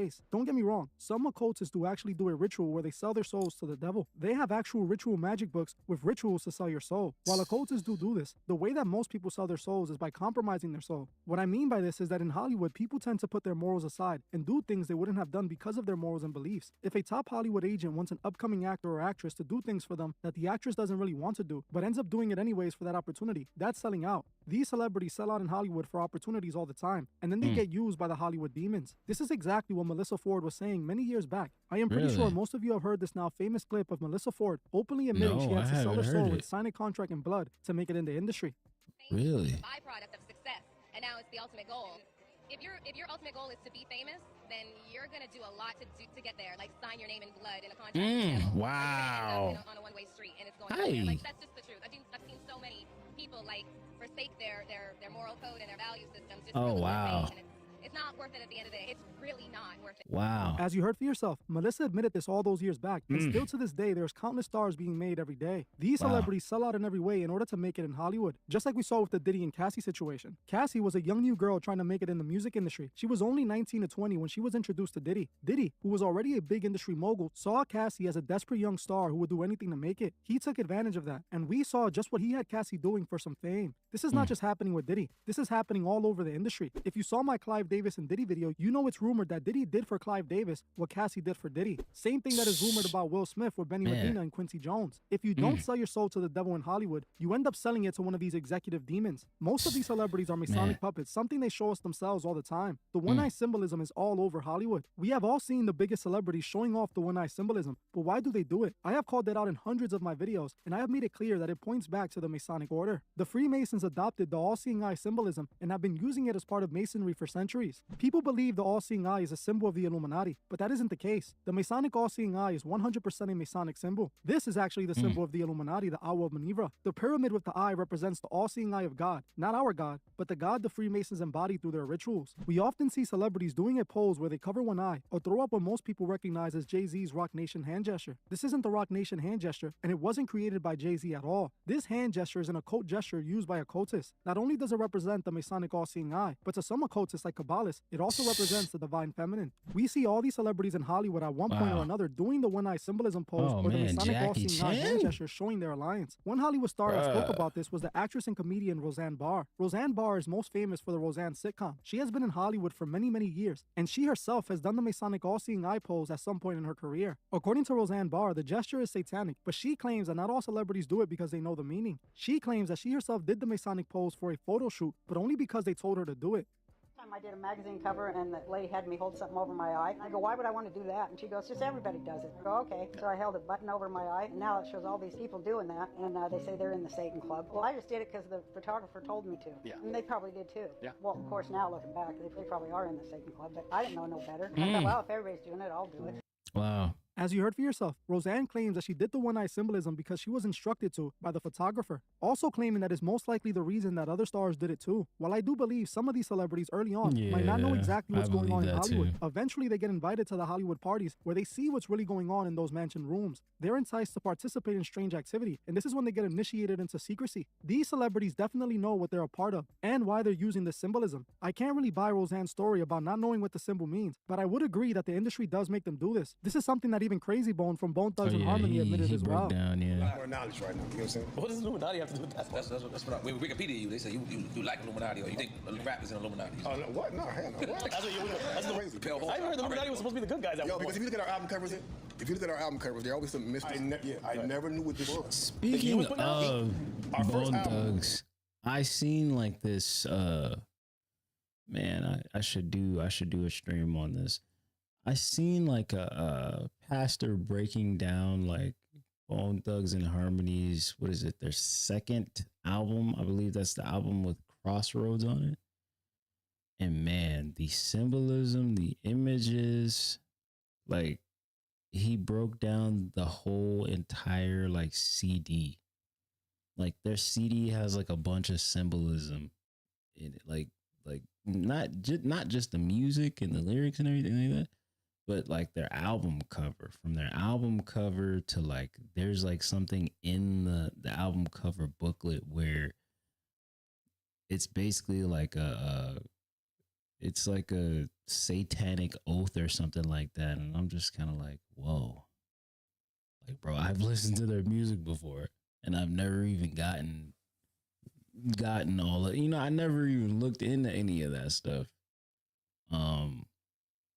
But yeah, man, like there's a lot of symbolism, bro. We getting deep. And then the Thunder's coming. The Illuminati. We taking a shot for the Illuminati? Illuminati and Crazy Bone. We didn't really understand like what all them signs was. If you look at my Thug mentality, and this was none of my idea. They were like, yo, shit looks good for the bone. But who's saying this to you guys? This looks good. The record label. They like, yo, this dope. Like, come on. Of course. So I'm doing it, not even knowing like what these horns mean. None of it. I'm like, yo, don't it look like the bone? Like devils? It Like, looks like bone. Honestly, like satanic, yo, crazy? Looks like bone sounds. I'm like, actually look like bone sounds, so I'm down with it. Let's go. Years later, I'm on my podcast doing a show about the Illuminati and looking at the images. I'm like, wait a minute. It's like your album. I've been bamboozled on this. Why the Illuminati? You ain't like, know what it. the all it matches with this. And he was talking like, yo, okay, I was tricked, y'all. I keep it 100. I didn't know where they was leading me. You think people are purposely putting symbols in just... Purposely. You think so? Yeah, because I think we got it twisted. Like, we rap about, bro, ain't nothing can't rap about we don't know about. According to Crazy Bone, he was using satanic imagery in his music videos and his image because the record labels instructed him to. He denied knowing what it meant until after when he looked it up. I'm not buying that though. These celebrities know exactly what they got themselves into. They know what they had to do to make it. It's obvious the celebrities are doing this or being told to do this to show their alliance to the Masonic Order. Hollywood is owned by the Freemasons. We can see their symbolism all over Hollywood. While we're still talking about Roseanne, I wanted to talk about an episode she did with Monique on her podcast. In this episode between Monique and Roseanne, Monique tells a strange story to Roseanne about something that happened to her at one of her shows in New York. Do you think that it could be their aliens that's out here to drink our blood and leave our corpse laying there in our livers and shit? Do you think they're Again, I don't know what they're doing. But if you ever FaceTime me and my neck ain't fat, I'm going to know it till I'm getting me. You come get me. I was doing a show in New York, right? This is the first time I've shared this story public. I was doing a show in like New York. And this guy had on sunglasses in the front row. And I said, listen, I'm not going to coming back over here seeing you with these sunglasses. There's no sun in here. You being disrespectful. I need to be able to see you, right? So he laughing, and I walked to the other side of the stage. I come back. I said, you think I'm playing? If you don't take glasses off, Roseanne, he lifted up his glasses, and everything was black. Oh, he didn't have any eyes? Did you hear what I said? What? He lifted up his glasses, and everything was black. The energy I got from him was, right. Do you want to comment? I look back at him, and the energy I gave him was, I'm mind my business, and walk my back down to the other side of the stage. I want to keep my fat neck. My question, keep your glasses on. I bought him a drink, too, because I didn't want it to go no further. I want him to be offended. Oh, that's scary. So, we don't know what. I thought you meant he just had like a black holes there with no eyes. No. They're just complete black. Like it wasn't, it was as if, take my eyeball, just make my eyeball all black. Yeah, no white Jesus eyes. Christ. Demonic, you mean? I didn't get that feeling. Like I didn't get a feeling of evil. I just got a feeling of really don't. Yeah. Okay. You really don't want us to go any further. And I'm like, you're right, sugar. You're right. I'm gonna walk down here. You want? As you heard for yourself, Monique tells a strange story about an incident that happened to her at a New York show. According to Monique, there was a strange man in the crowd who was wearing dark sunglasses. She claimed she asked the man to take off the sunglasses, and when he did, his eyeballs were all black like a demon. She stated she got a real strange energy from the guy, claiming she left it alone because she wanted to stay safe. When Roseanne asked her if it was demonic, she claimed she didn't get that energy, but makes it clear that she was scared. This to me was extremely interesting, as in my mind, it had to be a Hollywood demon, as what else could it have been? She admits to us that this person was wearing black shades to hide his pitch black demon eyes. We know Hollywood serves demons, and Monique knew exactly what she was dealing with. But like she said, she was going to act clueless to protect herself. It's obvious that something dark and demonic is going on in Hollywood. This reminded me of what Tara Manning said about the golden juice in Hollywood. She claimed you had to drink the golden juice to make it to the next level in the industry. Like pee? Do you ever sort of feel like you're glad you didn't get to that level? When you say like, I don't get that star in movies. You know what I mean? When you say that, like, do you think there's a level of fame that is just too dangerous for this? Yeah, psyche? so if you don't drink the Kool-Aid, you don't drink the gold Isn't juice. that the So I was offered woman gold from juice Hustle in and my Flow? 30s and my What's that? 40s. Gold juice that I will live forever and have whatever I want. The gold juice.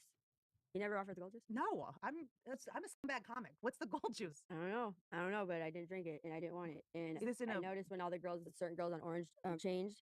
Yeah, it's a real thing. It's like a real thing. Like it's all a real thing. And it's scary because they send like people after you and they can like kind of moonlight as like a friend or, and they're wolf in sheep's clothing. And listen, you can have everything you want, all the fame in the world, all the money. I'm like, what if I just drank it? Then All of this paints a disturbing picture of what's really going on in the business, a business that serves something truly evil. If you ever wonder who truly runs Hollywood, the place of bright lights and fame, it is no other than the brightest star of them all, the light bearer Lucifer. And this is something the singer YK Osiris admitted when he first got into the music industry. Years back, right as the young singer saw fame, he jumped online and confessed to the people who thought making it in Hollywood was a blessing from God, that it wasn't, instead a blessing from Lucifer. YK makes it clear the industry is demonic and is serving Lucifer. Rapping and saying it is a blessing. You're not using God in vain, his name in vain. It's not a blessing from God.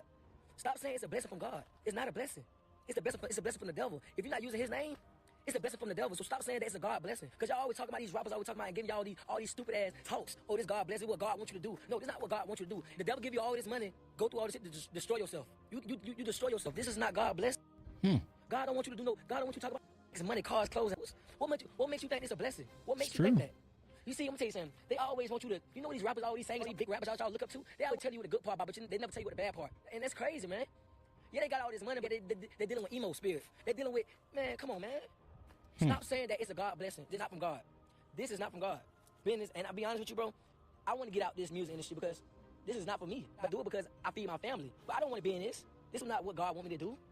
God don't want me to do this, but I do it to feed my family. And I want to get out this. I want to get out of the music industry because yes, you go through pain. You go through this because this is what the devil wants you to go to destroy yourself. The devil wants you to go through this to destroy yourself. As you heard for yourself, Osiris straight up admits the industry is not a blessing from God, but from the devil, telling his fans that hip-hop is about preaching the demonic gospel, not the holy gospel, even more stating funny? that the devil is just using the... You know what's even more crazy? That sermon that I was talking about, I would play it, but I would play that sermon, but it's almost like 4 a.m. and I don't think I should like continue and go on doing it's just too late. But in the sermon, the pastor who was breaking down the Bone Thugs and Harmony album, he was saying that God gave Satan one task, and the task that he gave him was to make music. So whenever we talk about like music and the music industry and the entertainment industry, all music basically is an assignment of Satan, because God gave Satan one task, and that was to make music. So when you think about it, all music, all secular music, just like YK Osiris said, like all music that isn't like in pushing the word, pushing God, pushing, praising Jesus is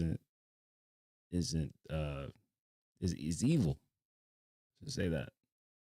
Artists to spread evil to the audience. Something else that YK admits is that he himself sold his soul. He is choosing to compromise his morals in order to be in the industry. Also, he can feed his family, something he repeated multiple times. This is selling your soul. He knows the industry is run by the devil, but he is okay with serving the devil to feed his family. While he is exposing the industry, he is also exposing himself because he sold out to be in the industry too. I don't know if YK Osiris knows that by saying this, he condemned his career early on. It's the reason why he gets made fun of by others in the industry. What YK Osiris is saying is 100% the truth. Making it in the demonic music industry or Hollywood isn't a blessing from God. It's a blessing from Lucifer. He is who runs over the demonic industry. He is the one that all the celebrities are serving for money and fame. Just listen to what the music industry pushes. Nothing but loving sin and indulging in it. Love has been changed to lust, and respect has turned into greed. That's all the industry pushes. If you can't see the evil spilling out of Hollywood, you need to check your eyesight. This is why so many artists admit they sold their souls to the devil in their songs or during their interviews. Hey man, the devil, when I met him, and I hate to say it, I met him. Thank you to Satan for giving me inspiration on how to play this role. Holding on to. I sold my soul. Yes. Way to bring us down. One time when I was with him privately, he said, "You know what the elevator is, right?" I said, "No, what's the elevator?" He said, "Well, the elevator is the devil." Let it come out. Let that come all the way out. Let's tell the whole truth and nothing but the truth. I sold my soul Who for is what? that? How about a house, a car, a vacation? I sold my soul to the devil. I know it's a crappy deal. Used to came with a few toys like a Happy Meal.